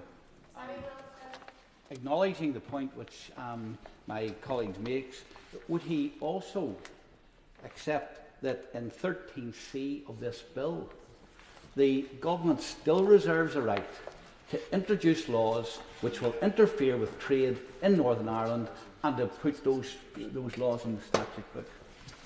Well, I would urge the honourable member for East Antrim to read all of the proposals, and if he does, he will see that there is a new statutory duty to be introduced in law that will ensure the Government of the United Kingdom, in circumstances where there is the risk of divergence, the Minister in charge of whether it's a new policy or a new law will come to this House and make a statement, not only informing the House of any potential impact on Northern Ireland's place within the United Kingdom internal market, but set out the measures that the government must take to ameliorate that situation. And that is clearly in the command paper. That is a clear commitment from the government, and that is one we intend to hold the government to account on, because it is important going forward, not only that we have a means of scrutiny and of cutting as we have through Section 7A, the amendment, this is so important, the amendment, people told us, by the way, Madam Deputy Speaker, that we would not achieve legal change. And yet the amendment to Section 7A cuts the EU pipeline, ends the automatic alignment of Northern Ireland with EU law, and that is something this party can take great credit for, because we have achieved what none of our detractors have been capable of achieving. And that offers us the opportunity then to influence clearly, as we stated in our 7 tests, how we might proceed. In conclusion, Madam Deputy Speaker, on behalf of my party, may I welcome this legislation this afternoon. It is important constitutional legislation that I believe safeguards our place in the United Kingdom, and we will hear a little later about further changes to the law that will protect our place in the UK internal market, and taken together with all of the proposals in the command paper, I believe we have a basis for moving forward. Julian Smith. To pay tribute again to the Nationalists and other parties who have been patient during this process, and to the Labour Party for the government support, and to my Secretary of State and the Prime Minister. These are very important safeguards, constitutional safeguards, as we have heard. But this SI is about much more than the Constitution. It unlocks something much bigger, that is getting back into Stormont, making Northern Ireland a success and making it work. This constitutional SI is about people, it's about public sector pay, it's about health, it's about charities desperate to get moving again, it's about schools, it's about agriculture, and it's about the economic growth of Northern Ireland. I commend this SI and believe it will get the full support of this House. Hear, hear. Secretary of State. Madam Deputy Speaker, with the leave of the House, I'd just like to answer a few of the points that have been raised. We've heard a wide range of varied range of contributions on all aspects of the regulations from members across the House. And in my closing remarks, I'd like to take the opportunity, Madam Deputy Speaker, to address those points. Firstly, if I may, thank the honourable gentleman from Leeds Central for the way he's approached everything we have done. Again, I thank him very much for it. I did ask a few questions. I'll try and answer. He actually talked about these measures and how we will be protecting the European single market with this package. What these measures also do, which is unbelievably important, is protect our own internal market at the same time. And so I know he knows this, but I just wanted to emphasise the point because it is a very important one. He asked me for an example of where I think it's clause 13C, where there be a significant adverse effect, and I can only refer him best to the one I gave in the Animal Welfare Livestock Exports Bill, where there is an obvious advantage to Northern Ireland and to be different, which we did take on board. And he very kindly showed some ankle on Labour's position on our future relationship with the European Union. And can I beg him to continue to do that? Because I think he will find that whilst we all enjoy a good political debate, and I won't go too far into this point because we're on a consensual place, but we would very much like to explore exactly what Labour's position on the European Union, free movement and a whole host of other things would be, and I give way to the Honourable Lady. Member for giving way, and he makes reference to the fact that within the legislation there now is this safeguard around significant disadvantage to Northern Ireland and the significant adverse effect. Yet the significant adverse effect, would he not agree with me, is actually very subjective, has no concrete definition, and actually the section under it, section B, allows a minister to just go ahead anyhow, even if it does significantly adverse effect. I thank the Honourable Lady for her question. And actually, before I answer it, can I just say I owe the Honourable Lady an apology because I misheard her question yesterday completely. and I was having trouble with hearing, I think it's my age, but it might have been a microphone. I hope it was a microphone. And so I just wanted to apologise for not answering her question properly yesterday. I disagree with her, and I think a written ministerial statement allows this place to scrutinise what a minister is doing and be more transparent about it. I also wanted to make a point, and I hope I'm not going to punch a bruise, about the member, some of the things in the contribution and intervention on the member for Leeds Central from the member for Northampton. He said in an intervention to the member for Leeds Central that tariffs between GB and NI would be acceptable if they were the will of the Parliament. So, I mean, I disagree. I think a £3 tariff on Bushmills wouldn't be that great. But all of the arrangements in the Windsor framework are given full effect by the will of this Parliament. And so, by his definition, must be completely acceptable. And so I thank him very much for his support, and I beg to move. The question is the motion on the draft Windsor Framework constitutional status of Northern Ireland regulations as on the order paper. As many as are of that opinion say aye. Aye. The contrary, no. I think the ayes have it. The ayes have it. We now come to the second motion on the United Kingdom internal market, and I call Minister Steve Baker to move motion number 2 as on the order paper.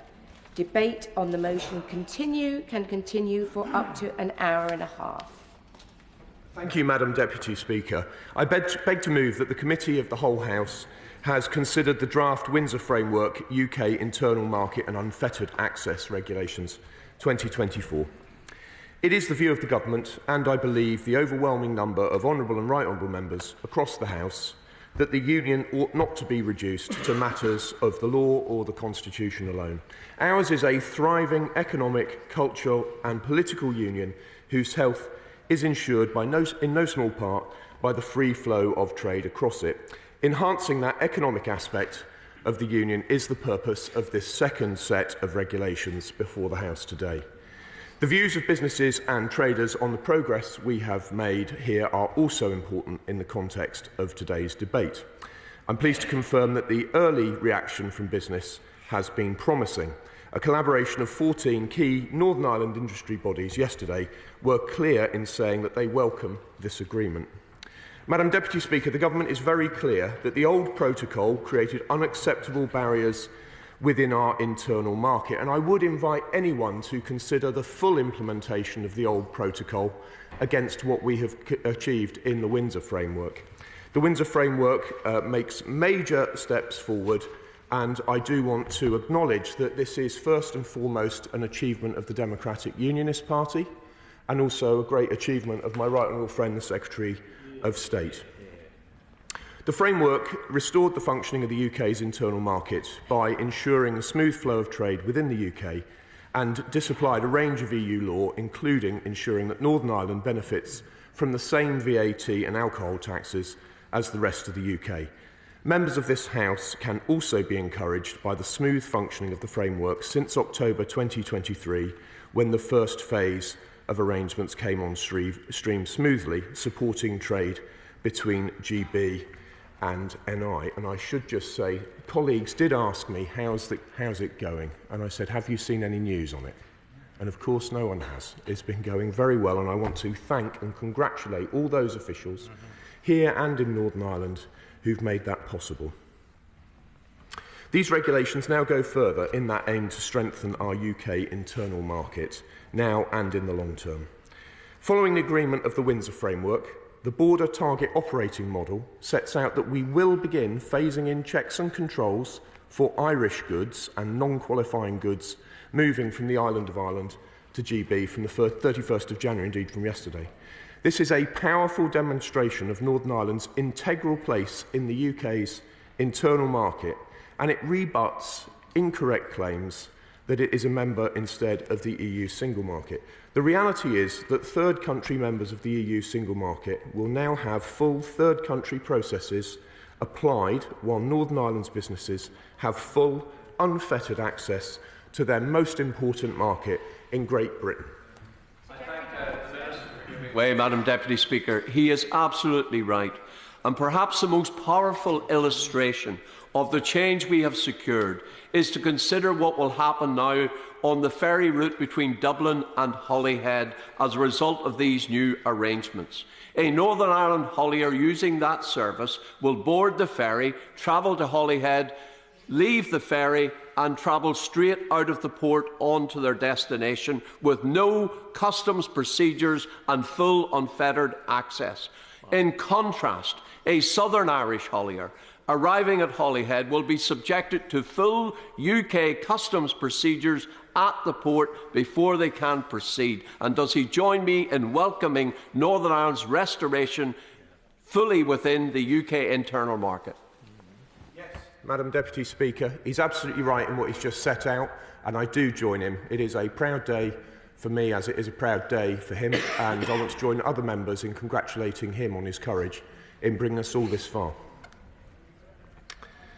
As a result of these regulations, this now includes guarantees for Northern Ireland goods moving to the rest of the UK via Dublin, as he says. This unfettered access is future-proofed, ensuring that it will persist in the future, regardless of how rules evolve in either Northern Ireland or Great Britain. These regulations will more squarely focus the benefits of unfettered access on Northern Ireland traders. The regulations both tackle avoidance of the rules and ensure that for agri-food goods to benefit from unfettered access in avoiding SPS processes, they must be dispatched from registered Northern Ireland food and feed operators. We will also expressly affirm through these regulations that export procedures will not be applied to goods moving from Northern Ireland to other parts of the UK's internal market. I will. Can he explain that with goods moving from GB to NI, it's said that maybe 80% will be able to use the internal market lane. Why would 20% not be able to do that? And why wouldn't the UK government, who I was told were in charge, want to ensure practically all goods use the internal market lane? Well, with great respect to my right honourable friend, with whom I've gone a very long way in this cause, I think possibly he might like to revisit the text, because the point here is that 80% of the goods going on that route are staying in Northern Ireland. They are UK goods. The 20% are goods which are going on to the European Union. And that's the point. It's 80% UK internal market trade, 20% trade going on to the European Union. And I can't say that I'm astonished. This is the important moment.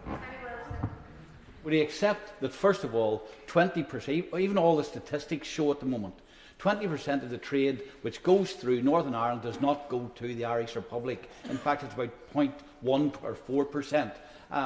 But much of that trade, which will go through the red lane, are goods going into Northern Ireland, either to warehouses or to manufacturers in Northern Ireland, and might never go near the Irish Republic at all, might stay in Northern Ireland, go back to GB or go to the rest of the world, but yet will still be subject, Northern Ireland good products still be subject to checks going into Northern Ireland. Madam Deputy Speaker, I wouldn't accept that, no. I mean, I'm not in a position now to set out the statistics. I don't doubt that the statistics need some work applied to them.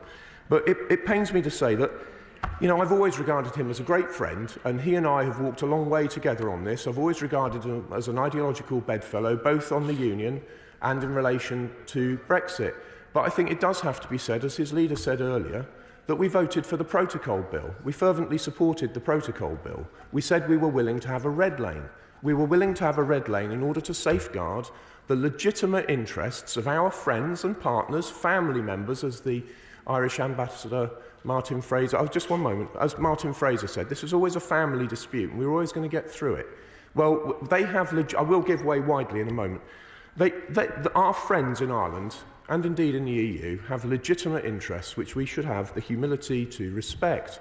And even if we had acted as a single, united Parliament, unilaterally with the Protocol Bill, if we had ridden roughshod over any international negotiation and just done what suited ourselves in that Protocol Bill, we would have implemented the red lane.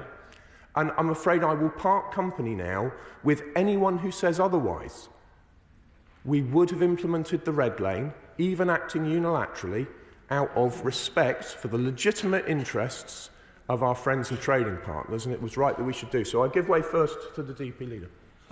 Will the Minister join me in welcoming the announcement made on Tuesday, where there is agreement on a joint legal text which will significantly change the status of goods coming in from the rest of the world into Great Britain and travelling on to Northern Ireland, and that the effect of this change, which is part of these arrangements, part of the command paper published, will be that some 4 million goods movements between Great Britain and Northern Ireland will now be out of the red lane and into the UK internal market system, and that's this party delivering and securing real change that ensures more and more goods flow freely between Great Britain and Northern Ireland, save for those going into the EU or at risk of going in because they're part of a manufacturing process of goods being sold to the EU.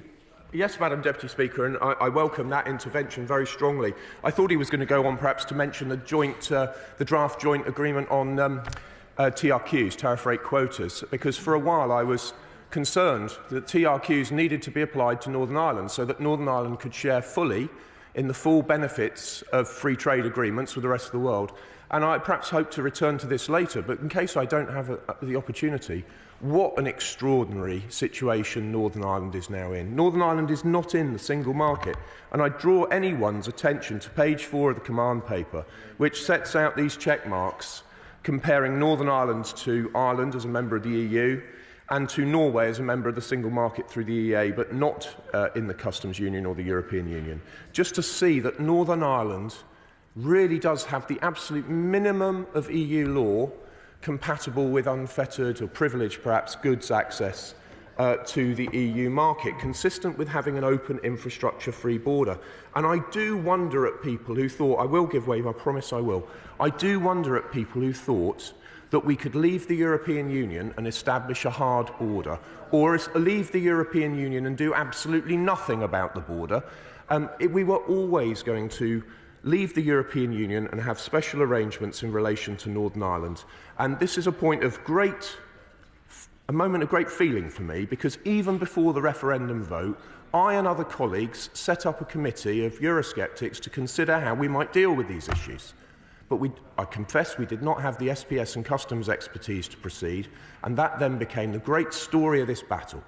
I don't doubt that if the United Kingdom had united in accepting the result of the referendum, if this Parliament had united in going forward with resolve to further our own interests as a nation-state independent outside the EU, but crucially also with the humility to respect the legitimate interests of our friends and partners, if from the beginning we'd had united resolve, clarity of vision, I do not doubt that in a spirit of friendship, the kind of spirit of friendship and goodwill which today exists, thanks to the work of my right honourable friend, the Secretary of State and the Prime Minister and others, the goodwill that exists between Ireland and the European and us, between the European Union and us, we are now in a totally transformed position to make a way forward as friends, respectful of their interests, resolved on our own. But that is not what happened. You do not need me to rehearse it, but we have had 8 years of drama for us to arrive at this moment where we have reduced EU law to this extent and where we have put in place a red lane to protect the legitimate interests of Ireland and the EU. That is something that I think we should all be very proud of after everything we've faced and all of the risks that could have put us in a far, far worse position. I gladly give way. Thank the Minister for giving way, and I want to just come back on one area, and I appreciate and understand totally why the benefits and the need of having the red lane to ensure goods that are going into the Republic of Ireland are checked. But where I do have a difficulty is where I have a business in Northern Ireland where 98% of their sales are into Northern Ireland, and it all comes in one container load of stuff to them, and maybe 2% of that load might make its way into the Irish Republic as part of a service agreement that they might well have with another dealer. I'm talking about a major firm in my own constituency which have an all-Ireland approach. That means every single item, even though 98% of their stuff is used either in Northern Ireland, Scotland or England.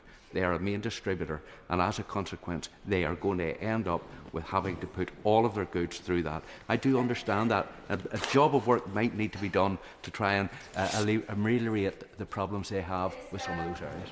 I'm most grateful, and he is right that a job of work will need to be done. And I can assure him, my right honourable friend, the Secretary of State, just said, of course it does.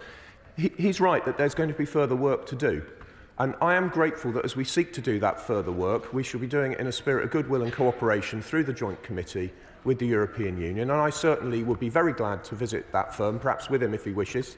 If he drops me an email to my NIO address, I should be glad to visit the firm with him and bring officials, and we'll see if we can move further to assist them. But, you know, I just need to find out more about their exact circumstances. I'm very grateful to him. I lose track if anyone else wished to give way. I think I'll press on.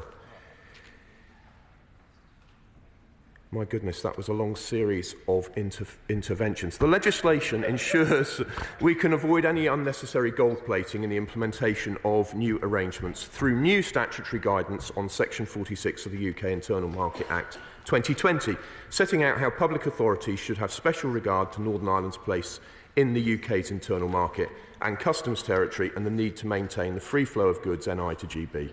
We will take a power through these regulations to issue such statutory guidance, and public authorities will be required to have regard to it. These changes to the law will help ensure that public authorities take every proper effort to prevent new barriers to intra-UK trade. In doing so, they will, in the long term, maintain and strengthen the health of the UK internal market, which I'll gladly. Mr. State, for giving way. Mr. State, one of the things that greatly vexes us on this side has been the issue that the farmers in my constituency and indeed in other constituencies have told me about the vets cost even more as they have to source medicines and devices from an acceptable source. Reading from the command paper, which we have in front of us, this issue has not been resolved, but they say it will be worked on. The question I must ask is whether this is a firm demand on government or whether it is just another working group that will talk about things. I know the Honourable Member for North Antrim has been very much to the fore of this. I think we need some person on that committee to push things forward. I think if we have a solution which is through the committee, I think we need to see a timescale for delivery. Thank you. Madam Deputy Speaker, we understand that point, and we absolutely are listening to him and others. And I can tell him we are absolutely resolute that, of course, Northern Ireland must have proper access to veterinary medicines. And, of course, we'll be glad to work with him and others. He will appreciate that priorities are what they have been, and we will certainly continue to make now pursuing veterinary medicines a very high priority. I'm personally resolute on the issue, and I look forward to pursuing it with him and others. These regulations must be seen in the context of this overall package which has been agreed between the Government and the DUP. The passage of these regulations demonstrate the Government's commitment to taking forward that whole package and to maintaining the participation and trust of the whole community in Northern Ireland's political processes and the Stormont institutions going forward. And I would just, if I may, touch on what the Honourable Gentleman for Foyle said earlier. I absolutely, and my right honourable friend the Secretary of State, the whole government is completely committed to the Belfast Good Friday Agreement in all of its dimensions. But as I said myself to one nationalist politician, possibly about a year ago now, if I recall, it's perfectly possible to be a unionist and support the Belfast Good Friday Agreement in all its dimensions, just as it's possible to be a nationalist or a Republican and support the Belfast Good Friday Agreement in all of its dimensions. And, you know, that is, in a sense, the beauty and the triumph of the agreement, that we can all support it and move forward. But I can understand, I try and say this as gently as possible, I can understand a degree of discomfort from the Honourable Gentleman, because, of course, this is a big breakthrough for unionism. A unionist Conservative government has agreed to do unionist things with the Democratic Unionist Party, and that is something I am very proud of indeed. But that does not in any way diminish our impartiality. It doesn't in any way diminish our commitment to governing or seeing to the government of Northern Ireland in a proper manner. And I would just say to him before I give way, I think that after the experience of the last 8 years, perhaps 14, I need defer to no one in my vociferous commitment to democratic self-determination. Well, I thank him for giving way. He says he supports the Good Friday Agreement and all its parts. Does he support the bit that says that the government should be rigorously impartial? Yes, I am. No, and I don't quite hear the Leader of DUP's comments. Well, it is. I mean, it has long been said that this is the Conservative and Unionist Party, and we have long been understood to be a Unionist Party. And this agreement is entirely consistent both with our unionism and with our full respect to all dimensions of the Belfast Good Friday Agreement. And, you know, we will continue to govern in a spirit of goodwill and impartiality. And I will, and then after I've given way to my right honourable friend, I will just, I think, make progress and finish so other colleagues can have theirs. I'm very grateful to him, and I'm listening very carefully to the interventions from the honourable member for Foyle and the concerns that he and others will have about the scrapping of the legal obligation in regard to the all-island economy. But isn't the point this, that as a UK government we have to uphold the rules that apply within our United Kingdom and the promotion of our own internal market, but that doesn't detract from the question of access to the single market that Northern Irish businesses will continue to enjoy. And that's the compromise that has been reached here. And therefore, there isn't a binary choice here or either or. The concerns of the Honourable Gentleman for Ford can largely be met and continue to be met in a way that is in full accordance with the Good Friday Belfast Agreement. I agree with my right honourable friend, and he demonstrates his expertise. But look, I look forward as much as anyone to the re-establishment of the Assembly and the Executive, and along with that, the re-establishment of the North-South institutions. They're much needed, and I look forward to their work, and I don't mind admitting that I find myself able to work constructively with politicians of all political parties in Northern Ireland, and I'm glad to do so. Let me return then in concluding to what is at stake in this process. I firmly believe that all parties in this House and all parties eligible to form part of an executive want Northern Ireland to work. I've seen what unites political leaders in Northern Ireland, a real determination to make life better for their constituents, and my goodness, on a wide range of fronts, that is necessary, and to allow Northern Ireland to grasp the opportunities of the future. And what an opportunity it is. I elaborated some of the things which Northern Ireland has before it right now.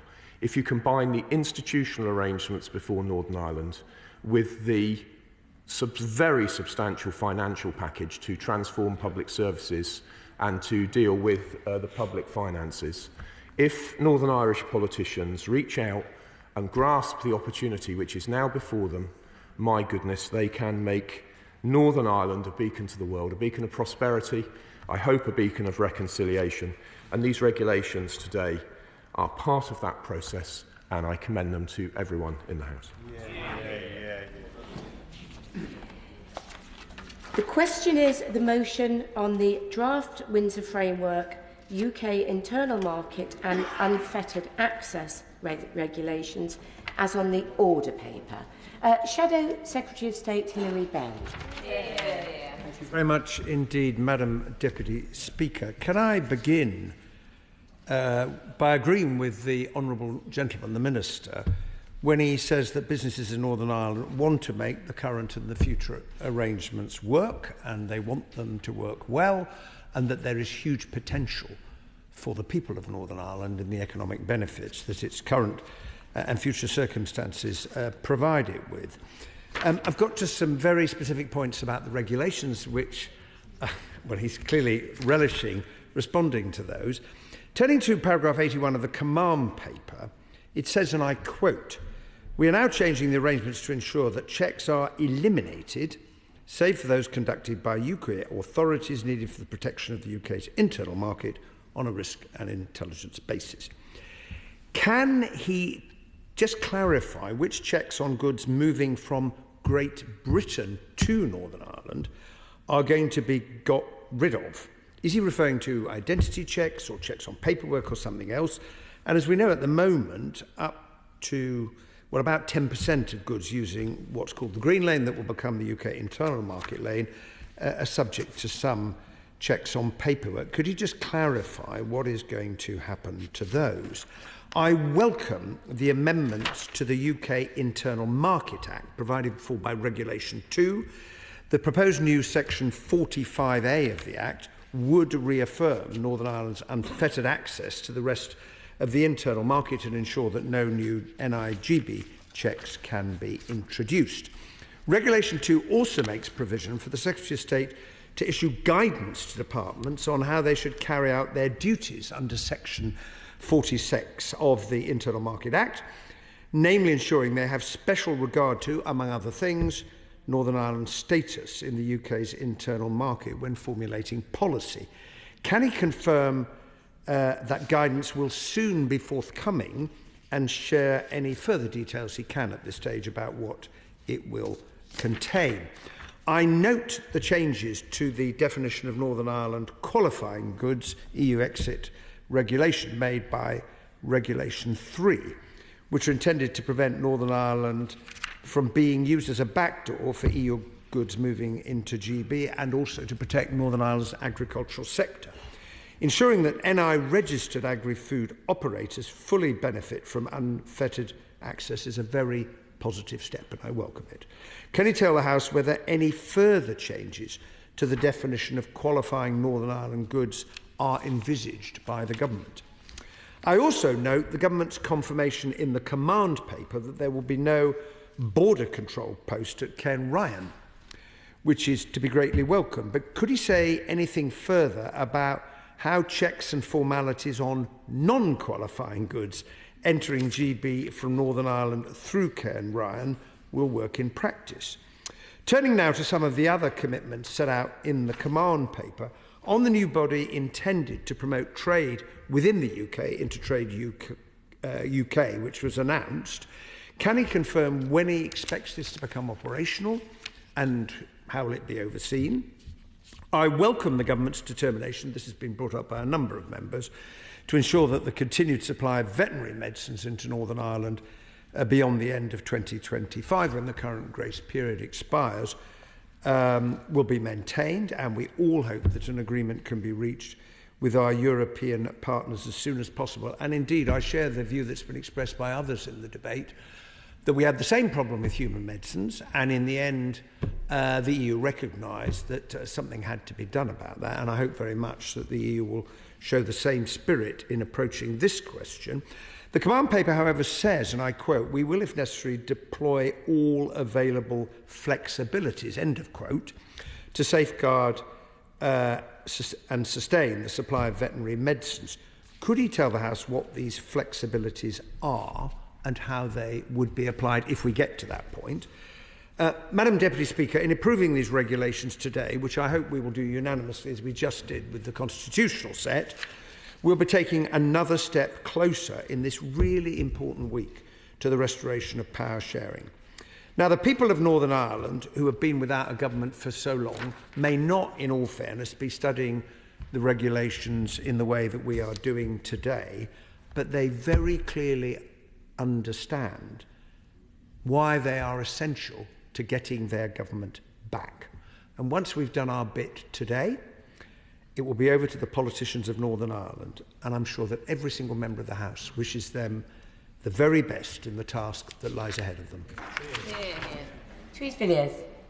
Thank you, Madam Deputy Speaker. These important statutory instruments are the latest in the process of implementing the result of the 2016 referendum to leave the European Union. It may not have attracted the same volume or attention or emotion as those endless meaningful votes in 2018 and 2019, but it is no less important. It's been a long and difficult process which has divided the nation, but the end goal of restoring our status as an independent, self-governing democracy has been a prize worth fighting for. For centuries, members of this Parliament strived to ensure that we would be governed only by the laws made by our own elected representatives, and that's what Brexit seeks to deliver. But we all know that the job isn't yet finished when it comes to Northern Ireland, so I want to pay tribute to the work of the Secretary of State and the Minister and the DUP for their determination to tackle the problems with the Windsor Framework and secure Northern Ireland's place in the UK internal market. I very much welcome the advances being made towards restoration of power sharing and devolved government. I accept that these statutory instruments are an important part of enabling that to happen because of the significant changes that they contain. I, of course, completely understand the DUP's concerns with the Northern Ireland Protocol and the Windsor Framework. We must do all we can to minimise trade frictions between Britain and Northern Ireland. The agreement on the Windsor Framework started that process. For example, it made movement of medicines, food and items for retail sale much less problematic. I believe that further improvements will be delivered by the deal we're looking at today, by further reducing checks and inspections. My concern is that there's a central problem that remains, that Northern Ireland is subject to single market rules without having a vote on them. The instruments we're considering don't change that, though I do welcome the important further clarity and safeguards which are offered on the Stormont break.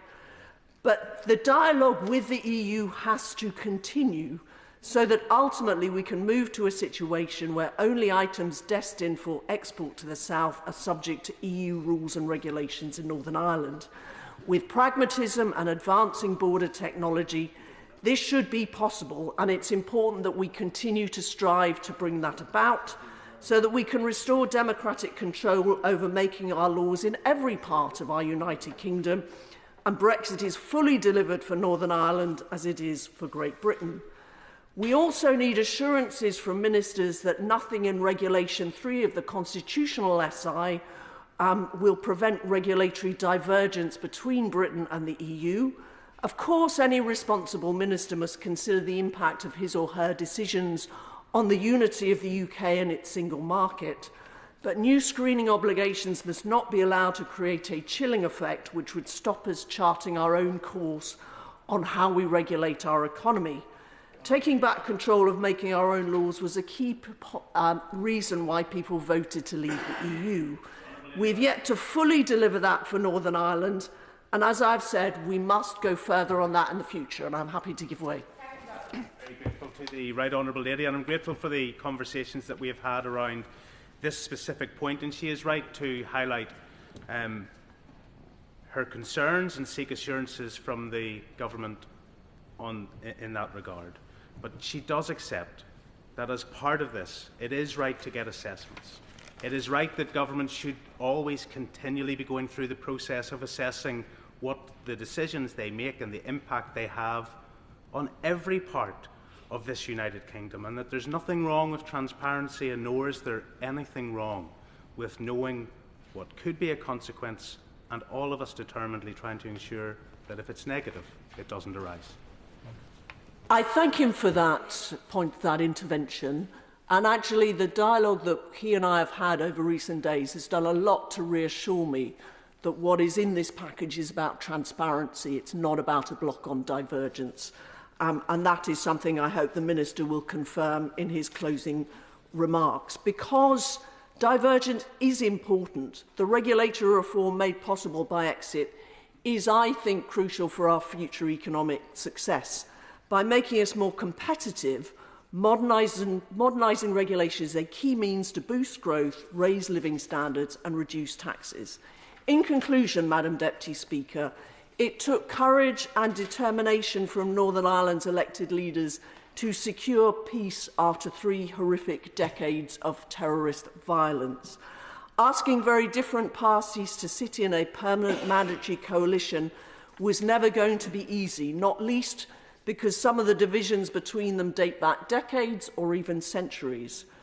That devolved government has worked for so much of the past quarter of a century is a testament to Northern Ireland's leaders and their determination to make the 98 settlement work, to make Northern Ireland work. And I want to pay a particular tribute to the DUP on this, for so often it is they who have found ways to fix problems and keep devolved government going, whilst always safeguarding Unionist principles. And we in this House must recognise that significant problems caused by the Northern Ireland Protocol and the Windsor Framework, that of course includes what the courts have described as a subjugation of Article 6 of the Act of Union of 1801. But as we've heard in the debate today, we're making real progress on tackling these issues, setting out in these statutory instruments stronger legal protections for access to the GB market, and the historical perspective set out in Annex A, I think, of the command paper is something that everyone should read.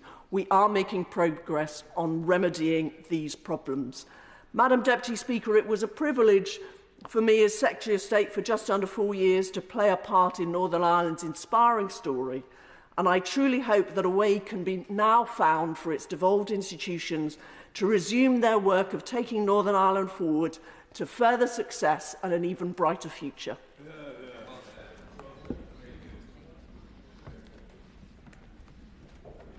So I'm just going to get an indication, because there were some people who had indicated that they wanted to speak but are now not standing. So, fine, that's very helpful. Thank you.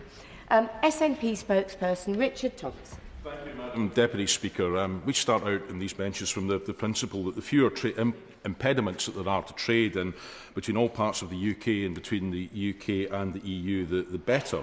And that's something that clearly took a step backwards with Brexit. And so we welcome very much the fact that in terms of Northern Ireland at least, that that situation has been largely addressed with the regulations that are before us today. So we will be supporting them. Now, with that dual market access, Northern Ireland clearly enjoys now a highly advantageous situation relative to other parts of the UK. And while, as I say, we very much support this SI, my hope is that in time the people of England, Wales and Scotland will wish to rediscover that advantageous situation for themselves and ultimately render the content of this SI obsolete.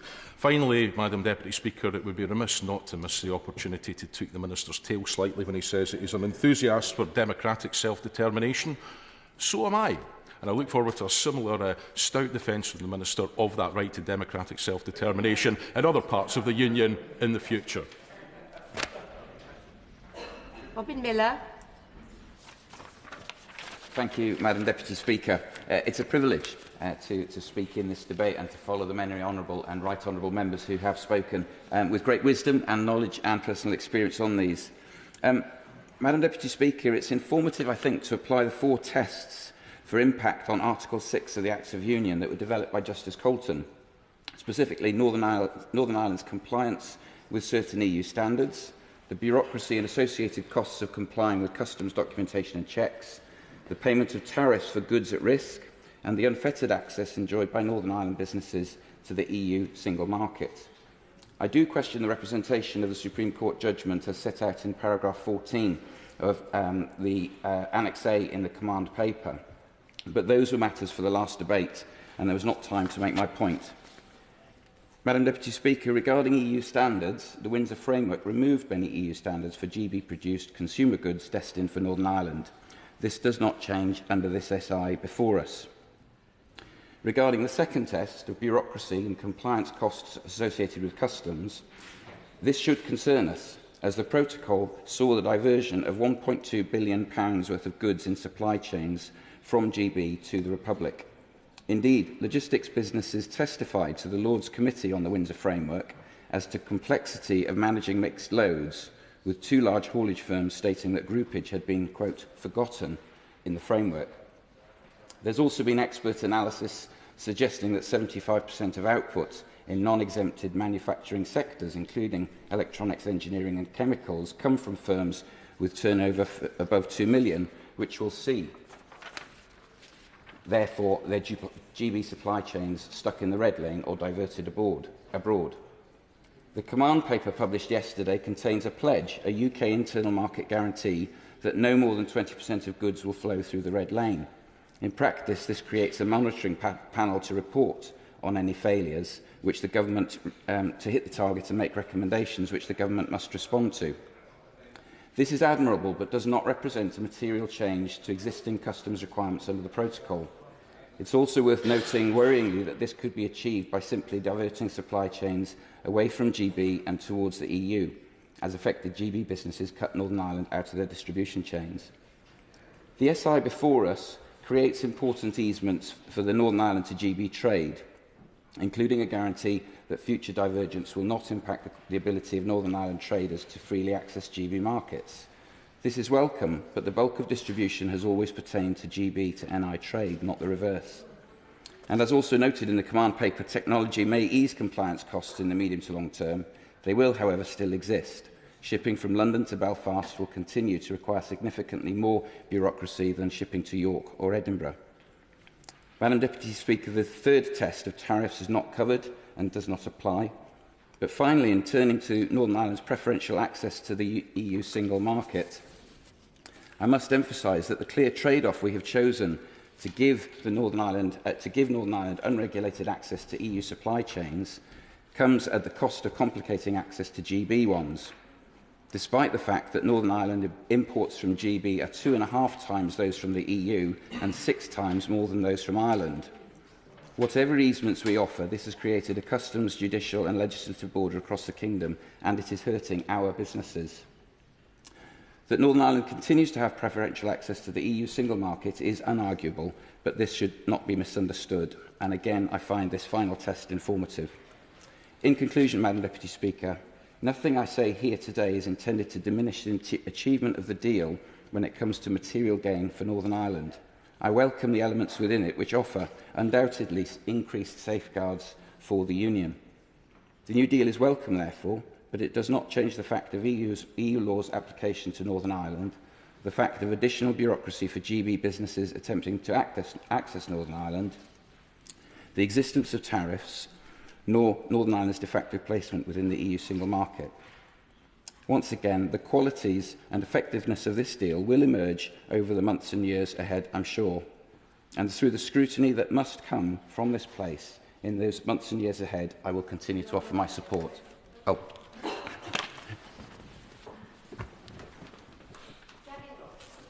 Speaker, thank you. I'm very happy to let my colleague in if she wishes me to give way now in response to that.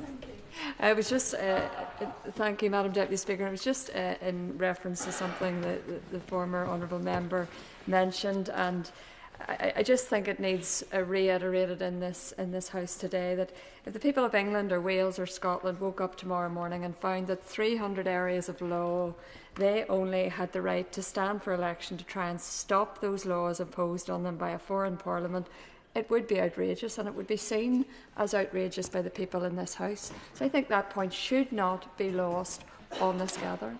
Thank you. Thank you, Madam Deputy Speaker, and I'm glad I allowed my honourable friend to make that intervention, albeit the contribution from the honourable member for Aberconway had concluded, because I think it is an important point to make. And within the context of this UK Parliament, Madam Deputy Speaker, I am proud to stand up today in support of the SI that is before us, but also recognise where we have been over the last number of years, trying to deal with and resolve the imposition that was imposed upon us and the people of Northern Ireland by colleagues in this chamber, by a government arising from the arrangements that they reached in the withdrawal agreement and the Northern Ireland Protocol.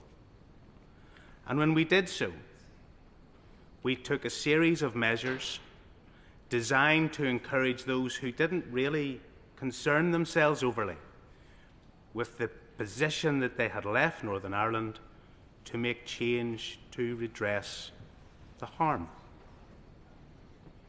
And today, in many ways, is a culmination of part of that process. But it didn't end or stop today, Madam Deputy Speaker. For the last number of years, my colleagues and I have stood firm in this regard. We have taken a principled position about the imposition of the Northern Ireland Protocol, the harm it has caused our country and our place within our country, and work determinedly for solutions. I will, sure. Just on that point about the damage that has been done, and I'm looking at the diversion of trade that has taken place between Northern Ireland and the Republic of Ireland, and that many suppliers have found that it was easier to get product from the Republic of Ireland because their UK supplier was fed up with the bureaucracy that they were encountering. There needs to be a job of work done with the UK suppliers to ensure that they can pull back and bring back that trade. He is absolutely right, Madam Deputy Speaker, and I think Intertrade UK, a body that you'll read about in this command paper, will have an important job of work to do in that regard.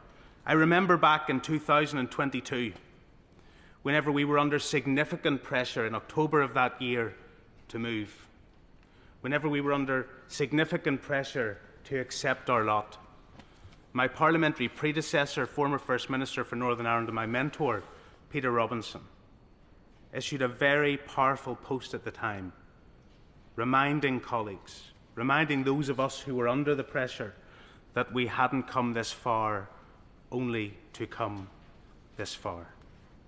He was encouraging us to stand. And we stood our ground not only then, but right the way through all the hype and all the pressure associated with the publication of the Windsor Framework. Yeah.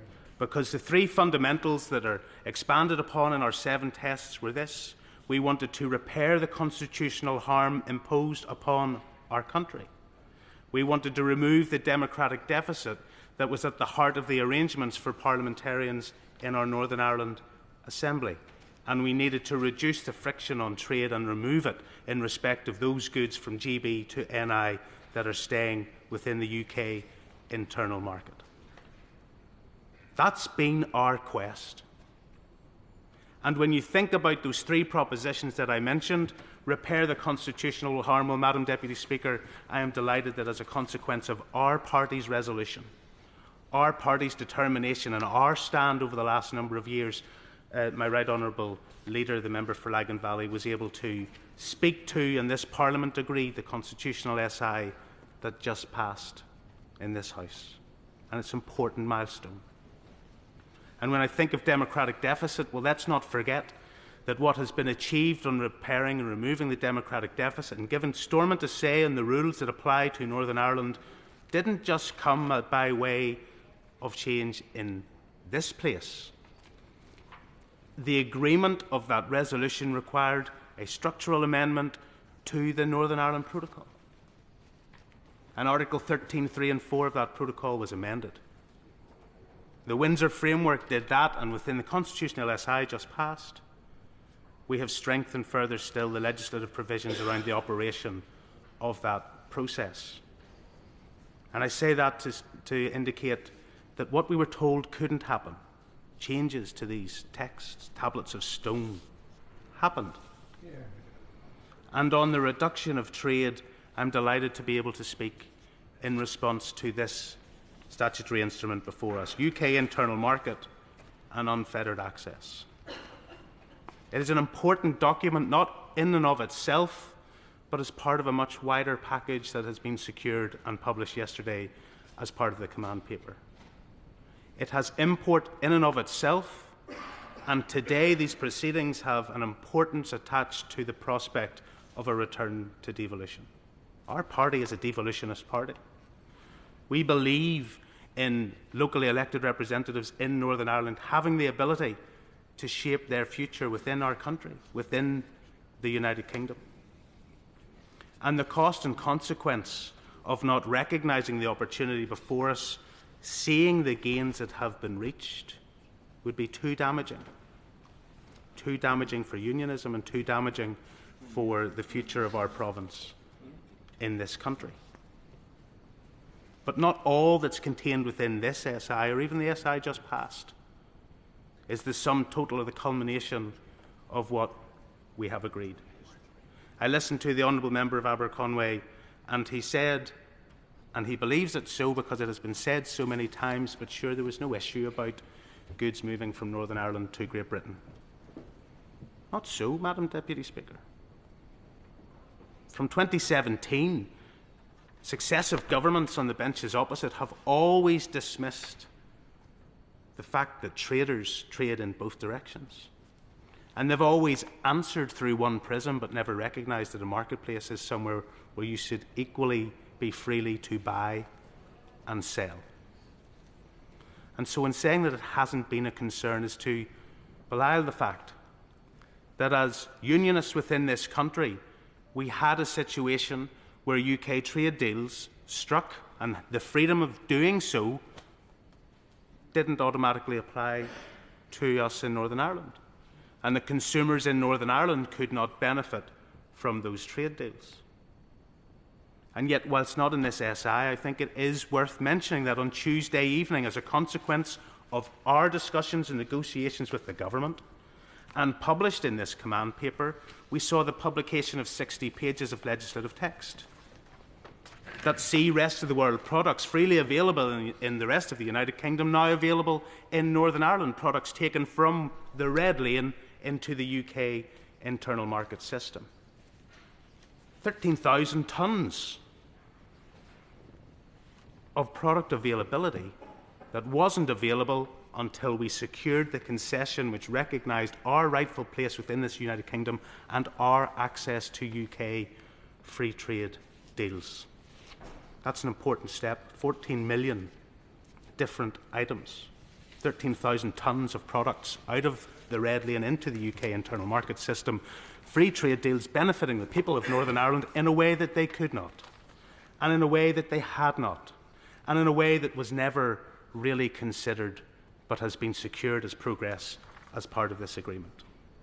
You will recognise also, Madam Deputy Speaker, that not contained within this SI but contained within the deal itself, primary legislation will be introduced to remove what I can only describe as the legislative litter that is retained from 2017 in the joint report about this fictional all-island economy. It does not exist.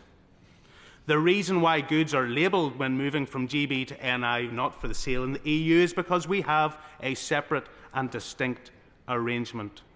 We are not the same as the rest of the island of Ireland. We are part of the United Kingdom, and this deal reinforces that. Member give way. Certainly will. I'm grateful to the honourable member for giving way. I appreciate his concerns around the phrase the all-island economy, but does not recognise that there are a number of companies based in Northern Ireland who do operate essentially on an all-island basis.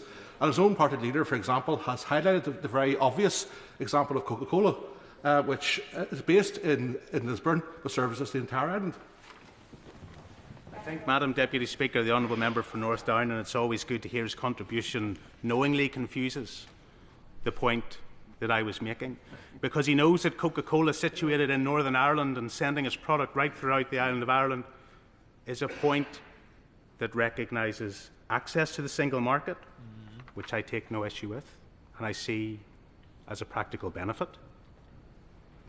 But he also ignores the fact that Coca-Cola Northern Ireland is able to do that, managing different tax regimes, managing different currencies, and managing many different aspects, each and of themselves clearly demonstrating there is no all-island economy. I'm not concerned about there being one. I'm concerned that there's one reference left in a piece of legislation which is totally irrelevant, has no force and effect, requiring ministers to have due regard to something that does not exist. Does not exist, Madam Deputy Speaker. And yet it's part of this agreement, and I am grateful for it. And the changes to the lane system, let's put it that way, where under the protocol bill there was an acceptance of red and green, and under this arrangement there's no need for a lane that deals with goods that are coming from GB to NI and staying within this United Kingdom internal market. And under the Windsor framework, the checks that were required, yes, in global terms, tapering down to 5% by 2025, but in real terms, 100% on some fruit and veg, 30% on meat, fish and poultry, 15% on dairy. Gone. Save for the ordinary checks that you would have in relation to smuggling and criminality. Changes that can only be achieved by opening the EU text, Madam Deputy Speaker. Changes that can only be achieved by securing change in a way that we were told could not happen. Was mythical or wishful thinking. And to the SI itself, Madam Deputy Speaker, and you've been very gracious in letting me speak around the SI up until this point. Take the changes to the UK Internal Market Act. There were many things that were proposed by government in 2020 that were to be of benefit to us that the government dropped. They dropped them. They had our support in protecting our place within the UK internal market, and they dropped them, and this deal brings them back again. But it goes further than that. And I know it has been commented upon by others so far, but let me quote 45A 2A. Accordingly, this Act prohibits the application of export procedures to goods removed from Northern Ireland to Great Britain. Whether you think it has practical import or not, let me tell you as a unionist, it has principled import. There should be no exit procedures, but there have been under the Northern Ireland Protocol that caused us so much harm, and they're gone, Madam Deputy Speaker.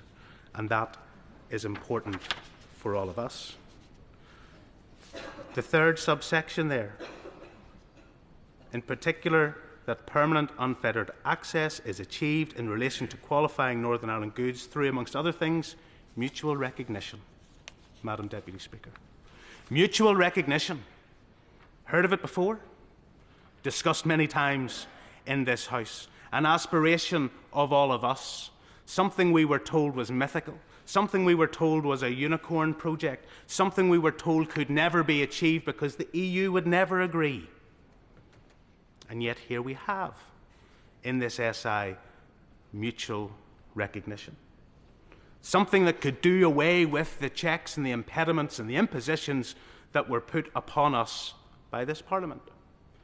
Something that could have resolved the barriers to trade within our own country, and something that caused a consequence to the principled and political integrity of our country. Gone. Because we've now achieved mutual recognition. And why is it important? It's important in the context of the debate that we were having across the House. I am proud that we have put in things that probably seem a little boring, probably seem a little methodical, probably seem a little bureaucratic about internal market impact assessments. But even if we go through the process of getting civil servants and policy makers to understand that any choice they make could have an impact on the UK internal market and Northern Ireland's place within it, understand what those are and seek to address them, even if the conclusion is that parliamentary sovereignty reigns and that principal policymakers in this place decide that they will diverge in policy terms from where we are in Northern Ireland, we have a goods guarantee. Nobody in these benches is going to upset parliamentary sovereignty, but we will protect our place within this United Kingdom. And so when I point to the goods guarantee, the mutual recognition that says, irrespective of the standards that apply in either part of this country, that our goods from Northern Ireland will always be welcome in the rest of the United Kingdom, that is a gain, Madam Deputy Speaker, and that is a gain even when others didn't see it as a problem, because it future-proofs our place within this United Kingdom. It was something that was absent from the Windsor Framework. It was something that has been a long quest of all of those who have walked hard yards on resolving some of the issues that have arisen from our choice to leave the European Union. But our determination has never wavered, Madam Deputy Speaker, on those issues, and a resolution has been achieved. In the amendment titled 46A, and it deals with indirect access, here we have our government now saying very clearly that there can be no checks administratively, controls, processes, not only in direct movements between one part of our country and another, but indirect movements. Direct movements, but for the fact that the goods have merely passed through the Republic of Ireland. Crystallising yet again, we're not in an all-Ireland economy. We are different from our near neighbours. We are different from our near neighbours. And legislatively, Northern Ireland hauliers, Northern Ireland businesses who are sending goods from Northern Ireland to Great Britain will be able to do so in an unfettered way, even if they travel through a foreign country, and in a way that does not apply to them. Those achievements are worth focusing on, Madam Deputy Speaker. Worth focusing on because we have been trying to resolve the unresolvable. We have been trying to get focus in places where attention had changed elsewhere. I can stand here and say it has taken much longer than we would have liked.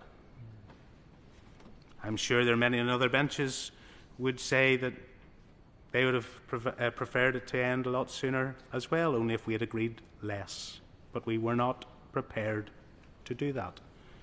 Windsor Framework marked the progress, but we said there were unresolved issues, not only in the potential for future divergence in GB that would put us in a difficult position, gains that were offered in the Northern Ireland Protocol Bill, or indeed the UK Internal Market Act that were ultimately dropped, which we have now brought back and secured, and this Parliament is agreeing.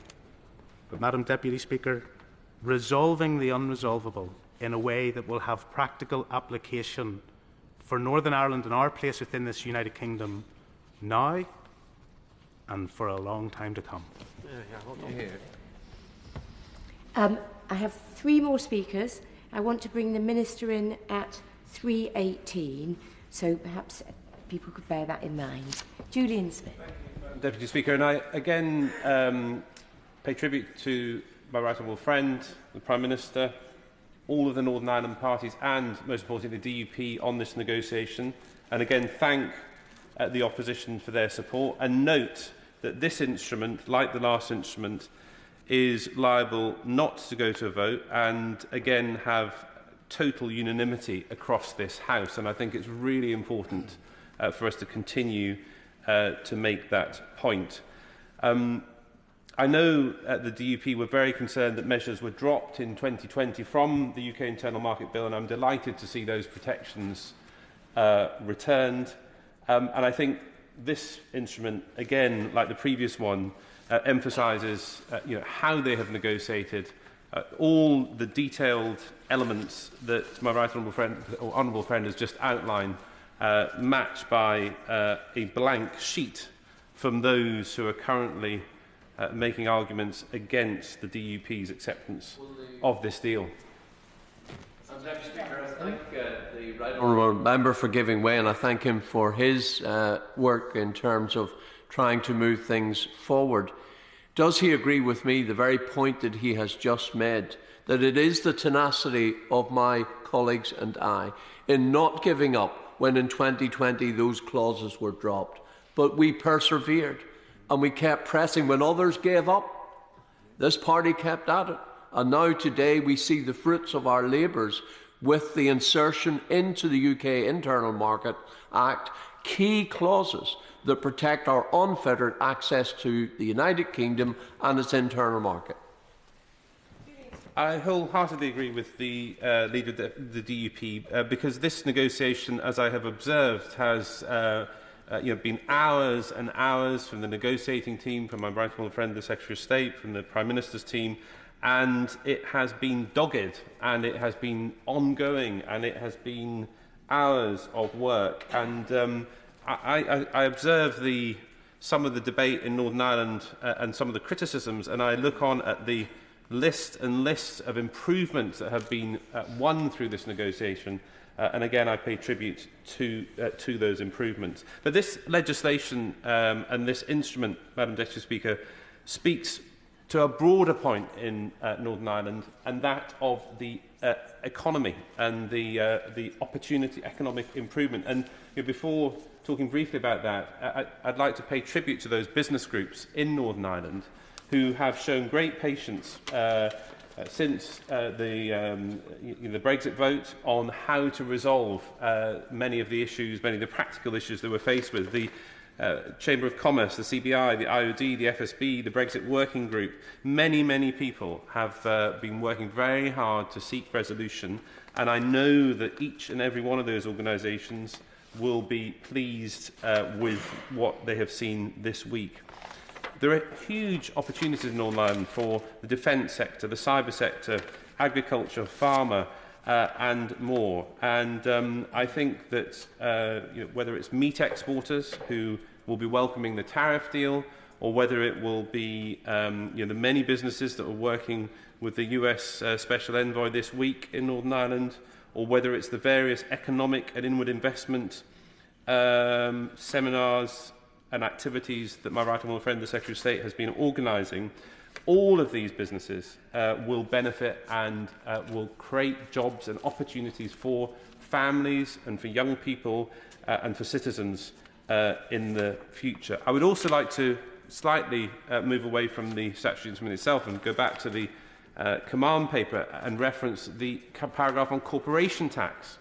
What has been negotiated by the government and the DUP on that front is to begin a working group between the Treasury here in London and the Finance Department in the Northern Ireland Executive to look at the competitiveness of Northern Ireland corporation tax, and that gives Northern Ireland an additional opportunity to maximise its already unique position in the United Kingdom. For giving way. Can I also draw his attention to a further element of the command paper, which proposes an investment zone, a special investment zone for Northern Ireland, which will deliver an extra £150 million of funding to drive the growth in our economy?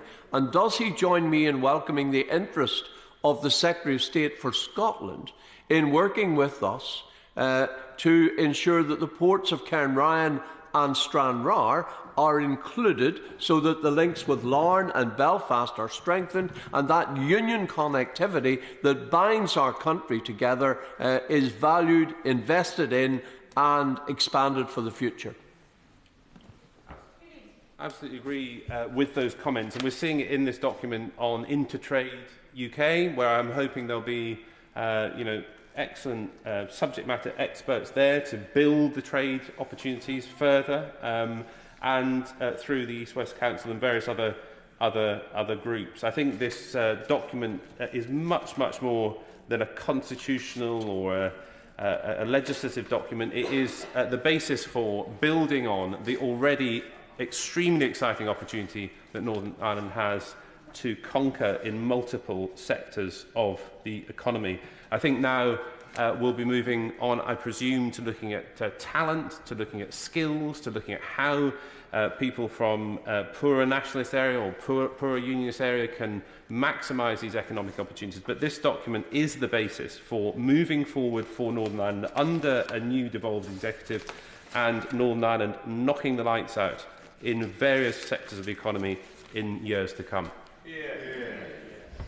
Two more speakers, and I would suggest that 9 minutes each should do it. Jim Shannon. Thank you very much, Madam Deputy Speaker, and it really is a pleasure to speak in this, and I adhere, as I always do, Madam Deputy Speaker, to your timescale as well, because my honourable friend from East Antrim has a lot to say as well. Can I just say, first of all, that the combination of years of negotiation have to be recognised. There has been movement, and even the harshest critics must be fair and admit to the huge steps that have been taken. At this point, I believe it is right and proper, Madam Deputy Speaker, and I thank those in the Democratic Unionist Party who negotiated them, my leader and my deputy leader, right and left of me here in this chamber, and all the other ones who have done that, the Secretary of State and others with influence. The honourable gentleman who spoke before has been a great advocate for unionism in Northern Ireland. We thank him for that as well. So I'm grateful for all those who have done the bulk of the work by tirelessly advocating for change. Now, they have secured a deal. I'm thankful for that. However, I must be clear, this is not the fulfilment of a wish list. Does it go as far as I wish to do? No, I have to say that I wish to see more. But how do I change that? I change that from in this House. I change that within this Westminster House of Commons. That's how we do it. As a Democrat, that's how I feel we must. Right. So I think that's the point I wish to make. I'm an active constituency MP. All of us are, by the way. I'm not saying nobody else is.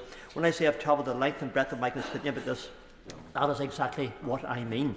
I met with Orange Brethren, Orange Sisters at the installations in January of this year, and same last year. I met the teachers, I met the NHS workers, I met individuals, community groups. I took time on the doors to explain to my people why we had to take the necessary step of bringing down Stormont, to try to provide the justification for staying out of Stormont during times when money was being withheld and every threat other than physical was being launched at us, to attempt to tell people that it wasn't a matter of us being thrown, to use an Ulster Scotsism. It was rather a matter of us taking seriously the economic and constitutional position of Northern Ireland within the Union. That's what I've done. Sorry, what my colleagues have done for the last 2 years. I've stood firm on this in the 7 tests which the DUP had outlined. Now we stand on this day and see the legislation that I call for, others call for, constitutional legislation legislation to secure our place within the internal market, and I still retain some level of concern and press government for more assurances. You expect me to do. Sorry, the Minister will expect me to do that. It was highlighted yesterday that the European laws may be overruled by government. The wording of that suggests that they may also be accepted, allowing Northern Ireland to diverge, and many of the people that I represent, indeed all of the people that I represent, seek an assurance from this government, from our government, that this deal in legislation before this House will do exactly what it says in the tin and secure our place in the internal market. In fact, restore and then secure our place. The lack of trust, Madam Deputy Speaker, I've said it gently, I said it very gently to my colleagues across the way and indeed across this chamber. The lack of trust boils down to the treatment of Unionists by ruling governments in this House for decades. The Secretary of State very kindly in my intervention took that on board, and I'm looking forward to that trust being built upon in a way that we can secure the trust of the people that I represent and I'm very privileged to represent in this House. The Irish Government has no issues about supporting calls for reunification, and yet our government, our Minister, has been afraid to appear unbiased. Government need to be unbiased. The opinion of this House on our sovereignty should be clear. And I can see that my party leaders sought not simply to secure legislation and change for this to take place now, but to future-proof it. In other words, we're not just dealing with it today, we're dealing for the future, for my children and for my grandchildren and for some of those that I probably won't be here for. The difficulty is that many people that I represent have stated their lack of trust in a government which told us that they gave us their best, that they could, and then have not delivered. Which I'm very happy to, yes.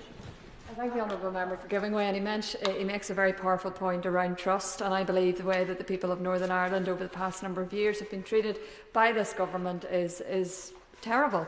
You only have to look at the abortion laws that were forced on the people of Northern Ireland. You have to look at the RSE educational change that has been brought into Northern Ireland. So trust is at an all-time low, and I can tell you now there are people within my constituency who look at this through the prism of not rose-tinted glasses. They look through the prism of needing to go much further and do more. Thank you. And colleague for that intervention. And yes, I think the Honourable Lady very clearly illustrates the distrust that there is. I think that to be fair, the Secretary of State and the Minister of State have recognised that, and they know the job they have to do.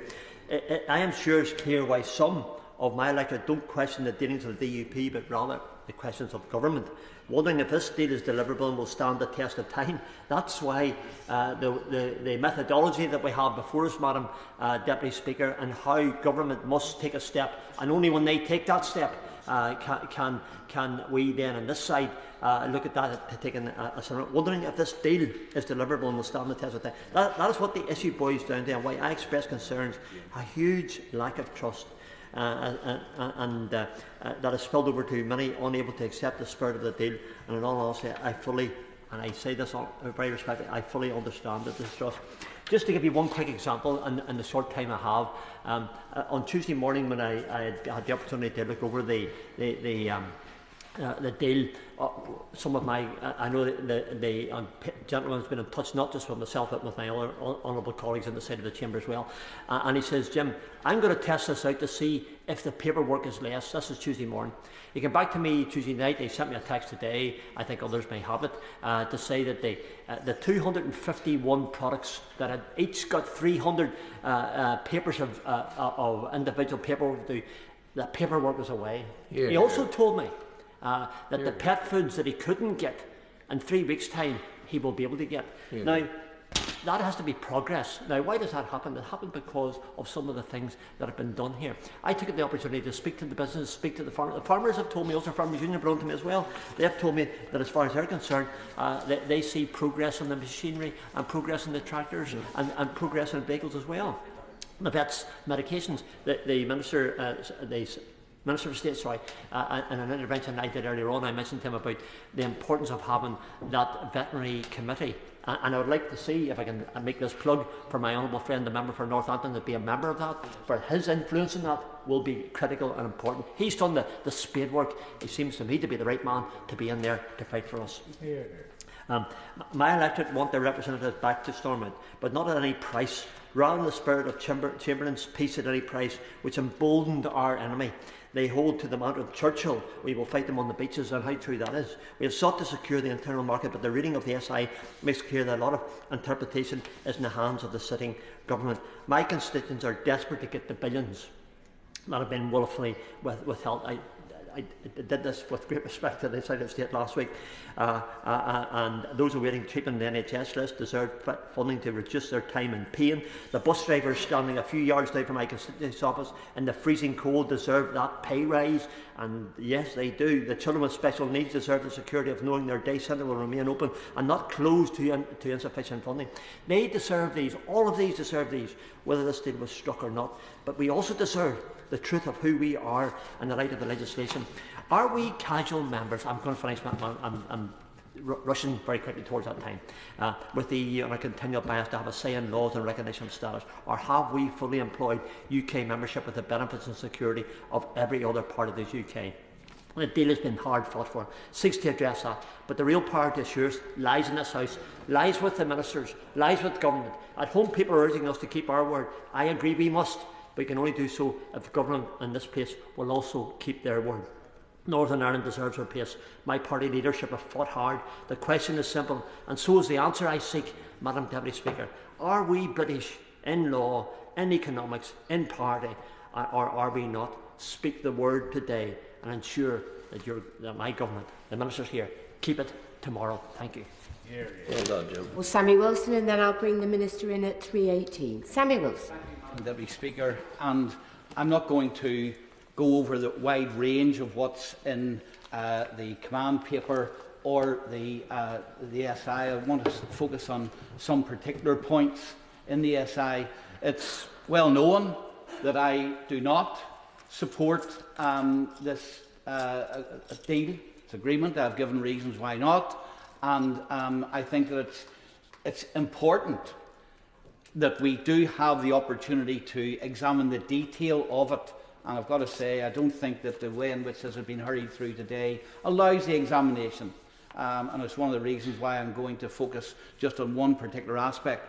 The member for East Belfast, when he was speaking, talked about the need to get rid of some of the debris, the legislative debris or litter that was still around. And the first thing I want to make, and maybe the Minister can answer this in his summing up, there's a lot of legislative litter which is still around as a result of the arrangements which were in place for the red lane and the green lane. There were SIs which I spoke on in committee on a number of occasions. There are EU regulations, Regulation 1231, which gives the EU the right to make a final decision to suspend goods going through the green lane, or indeed, I suspect, the internal market lane, and make the red lane the default position. And I wonder when we're going to see all the infrastructure that was around the previous arrangements in the protocol and the Windsor framework removed, because that would indicate that, first of all, the UK government was totally in command of goods flowing into Northern Ireland, and not, as the legislation, EU legislation, and indeed the withdrawal agreement states at present, the EU having the final say. The second point I want to make is around the movement of goods between Northern Ireland and GB. And the member for East Belfast has indicated that it was an issue of concern. It is an issue of concern. And indeed, it is likely to be an issue of concern in the future. And especially since in the previous SI that we looked at, the SI makes it quite clear that there could be legislation introduced in this House which would impact on trade between Northern Ireland and GB as the government decides to change, for example, some of the retained EU law. And the only assurance which is given is that, first of all, a minister would have to make an assessment of the impact, report it to the House, but at the end of the day, and it's quite clear in Article 13C, at the end of the day, he could make a decision to proceed nevertheless, even though that trade that was likely to have an impact on trade. But there's another reason, because EU law could be another reason for divergence, and also we could find that there are decisions made or there are practices allowed in the EU which put the GB market at risk. And that's why we have now introduced, or we will be introducing, the border operating model. Now, the danger is that Northern Ireland goods could get caught in that. I can imagine immediately I'll hear people saying, and the Minister probably saying, but the legislation prevents that. And it does, on the face of it. We cannot have any border checks for what are called Northern Ireland qualifying goods going into GB. And indeed, local authorities will be informed that you can't restrict trade, no barriers can be put up to that trade, and Northern Ireland qualifying goods should have free access. And of course, all of the export declarations that were required in the past are to be dropped, though, and maybe the Minister can tell us what he is meant by 46A when it indicates that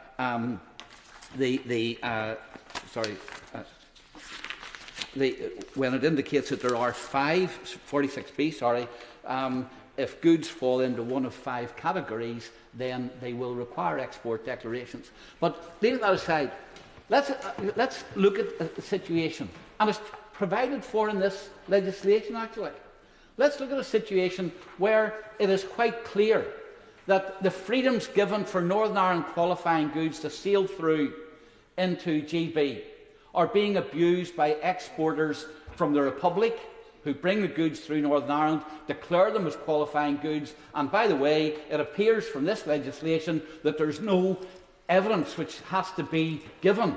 This will be simply taken on trust, that if you say the goods are qualifying goods, and I see the Minister nodding his head, so maybe he can tell us what proof companies have to give and how onerous that proof will be, but goods move through Northern Ireland in the GB. If it becomes clear that that is being abused, what happens in that situation? Now, it appears that the SI, and again, if I'm misreading it, the Minister can explain this to me. SI in 46A indicates that the previous 45C indicates that guidance will be given to local authorities, public bodies, etc., as to what needs to be done to keep the free flow of goods going from Northern Ireland to GB. But in 46A, the Secretary of State may revise or revoke in whole or in part any guidance issued under this section. So in what circumstances would that guidance be given? And if that guidance were given, then what would the impact be on the free flow of goods from Northern Ireland to GB, which is over 60% of our market? Now, this is, I think it's details like this, because you see when we have the kind of seal of an agreement with all the kind of wide-ranging and broad-brush aspects of it, we then find that sometimes when we get down to the detail, as happened with the Windsor Framework, don't forget it, it fell apart within about 2 days of the assurances being given by the Prime Minister. It's important that we understand what all the various scenarios are that are being painted in a detailed SI like this. So I would ask the Minister, first of all, to give us an assurance what is happening to the Green Lane infrastructure, the SIs, the EU regulations. Are they being removed or will they stay in place as part of the Windsor Framework and as part of the protocol and the withdrawal agreement? Secondly, when it comes to the goods which are going to require export declarations, the 5 categories, what are they, so that people know? And thirdly, when it comes to the goods flowing into GB, under what circumstances will the border operating model be applied to them? The last point I want to make is this. The last point I want to make is, well, I've only 1 minute left. On paragraph 100, we're told that for goods going through the Green Lane, there will still be some declarations which are required containing standard commercial information. Perhaps the Minister could tell us what standard commercial information will companies still be required to supply in order to comply with the data, which will still be, and even in the agreement, is still indicated will be required. Thank you. Minister.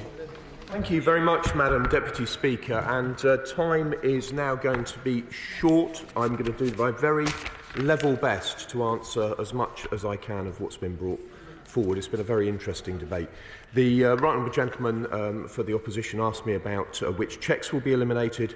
The changes will apply for both identity or visual checks and physical checks. We will take powers shortly to make direction to DERA to ensure that this is the case. The definition of qualifying Northern Ireland goods changing. Yes, we will require qualifying Northern Ireland goods to have a genuine connection to Northern Ireland and not to be merely passing through Northern Ireland. The SI requires qualifying Northern Ireland goods to be dispatched from NI-registered food business operators. And it concentrates competitive advantage on Northern Ireland firms. On future changes, we will continue to engage closely with Northern Ireland businesses and will always be responsive if arrangements need to be improved, a theme which I think I can safely say runs throughout everything the government will do. The honourable gentleman asked when we'll bring forward guidance on Section 46. We will work rapidly to deliver on every aspect of the deal announced yesterday, and guidance on Section 46 of the UK Internal Market Act will be prepared as quickly as possible. I certainly hear him on this point, and I know he will continue to press us. The guidance will help to avoid unnecessary gold plating. He asked me about Cairn Ryan. EU goods arriving at Cairn Ryan will be checked in line with the border target operating model, but I can confirm there will be no BCP at Cairn Ryan. We're working through the options and will work closely with the devolved governments, including a newly restored executive, that achieves our shared objectives. He asked about flexibilities on veterinary medicines. We are committed to exploring flexibilities that can be deployed consistent with international law to guarantee supply of veterinary medicines in Northern Ireland. We will establish a veterinary medicines working group to identify possibilities, possibilities in this area, but I'm not in a position to set out those flexibilities now. But what I would say to him is, having put so much effort, all of us, into resetting the relationship with the European Union, I very much hope and expect we will be able to succeed in a negotiation. My right honourable friend, the former Secretary of State, made a powerful case with which I agree that Brexit must be fully delivered. And I just want to reassure her that nothing in this deal will prevent us diverging. And for the record, there are no commitments of any kind as part of this deal to align Great Britain with EU law, to prevent Great Britain from diverging from any retained EU law, or to increase alignment in Northern Ireland beyond the strictly limited scope Parliament has approved, which is itself subject to democratic consent and safeguards. For the avoidance of doubt, there is no legal mechanism to prevent divergence or force alignment across the whole of the UK. Ministers do retain full freedom to diverge from retained EU law. But of course, in this debate, there have been both sides of this argument have expressed concern. So I just want to draw the House's attention to paragraph 150 of the command paper. Internal market assessments will be publicly available so that the change will enable Parliament and the Northern Ireland Assembly to more readily have the information they need for their scrutiny functions. These steps will fundamentally rewire structures within the government to ensure full consideration of the potential Northern Ireland impacts of any measures, ensuring that the internal market is integral to policy development. Of course, we will continue to work with all parties on outstanding issues. I am extremely short of time, but out of respect, I will give way. Admit that the bottom line, as contained in 13C 2B, a statement to the effect that the Minister is unable to make such a statement, i.e. that it won't affect trade between Northern Ireland and GB, but Her Majesty's Government nevertheless wishes the House to proceed with the bill, is possible. So the bottom line is that yes, divergence can happen and trade can be disrupted. I readily concede that yes, There can be changes to retained EU law and divergence can happen. But we have set out at some length the safeguards. And I would also say to him, as I think my right honourable friend for Skipton and Ripon, who made an excellent speech, said, I would encourage anyone, as indeed the right honourable gentleman opposite said, anyone to look at the section of the command paper in relation to the Act of Union. I myself learnt a great deal about it. I don't want to give way again because I'm going to need to finish in 1 minute. I will give way to him, I must. Deputy Speaker, can I draw his attention to paragraph 146 in the command paper, which makes very clear that where primary legislation does carry implications for the internal market, the government will set out measures it proposes to take to protect Northern Ireland's place in the internal market. I'm grateful to him, Madam Deputy Speaker, and yes, that is the position. And, you know, I think in closing this debate, of course, there are sensitivities on all sides, as we've heard in the course of this debate. But, you know, real life in the age of intervention is complex, and we will press on as best we can. And with that, Madam Deputy Speaker, I believe this government has kept to the timetable as we agreed. I very much hope that we will be able to look forward now to a restored executive, one which we will be very, very pleased to support in serving the best interests of all the people of Northern Ireland. The question is the motion on the draft Windsor Framework, UK internal market and unfettered access regulations, as on the order paper. As many as are of that opinion say aye. Aye. The contrary, no. I think the ayes have it. The ayes have it. Order. Order.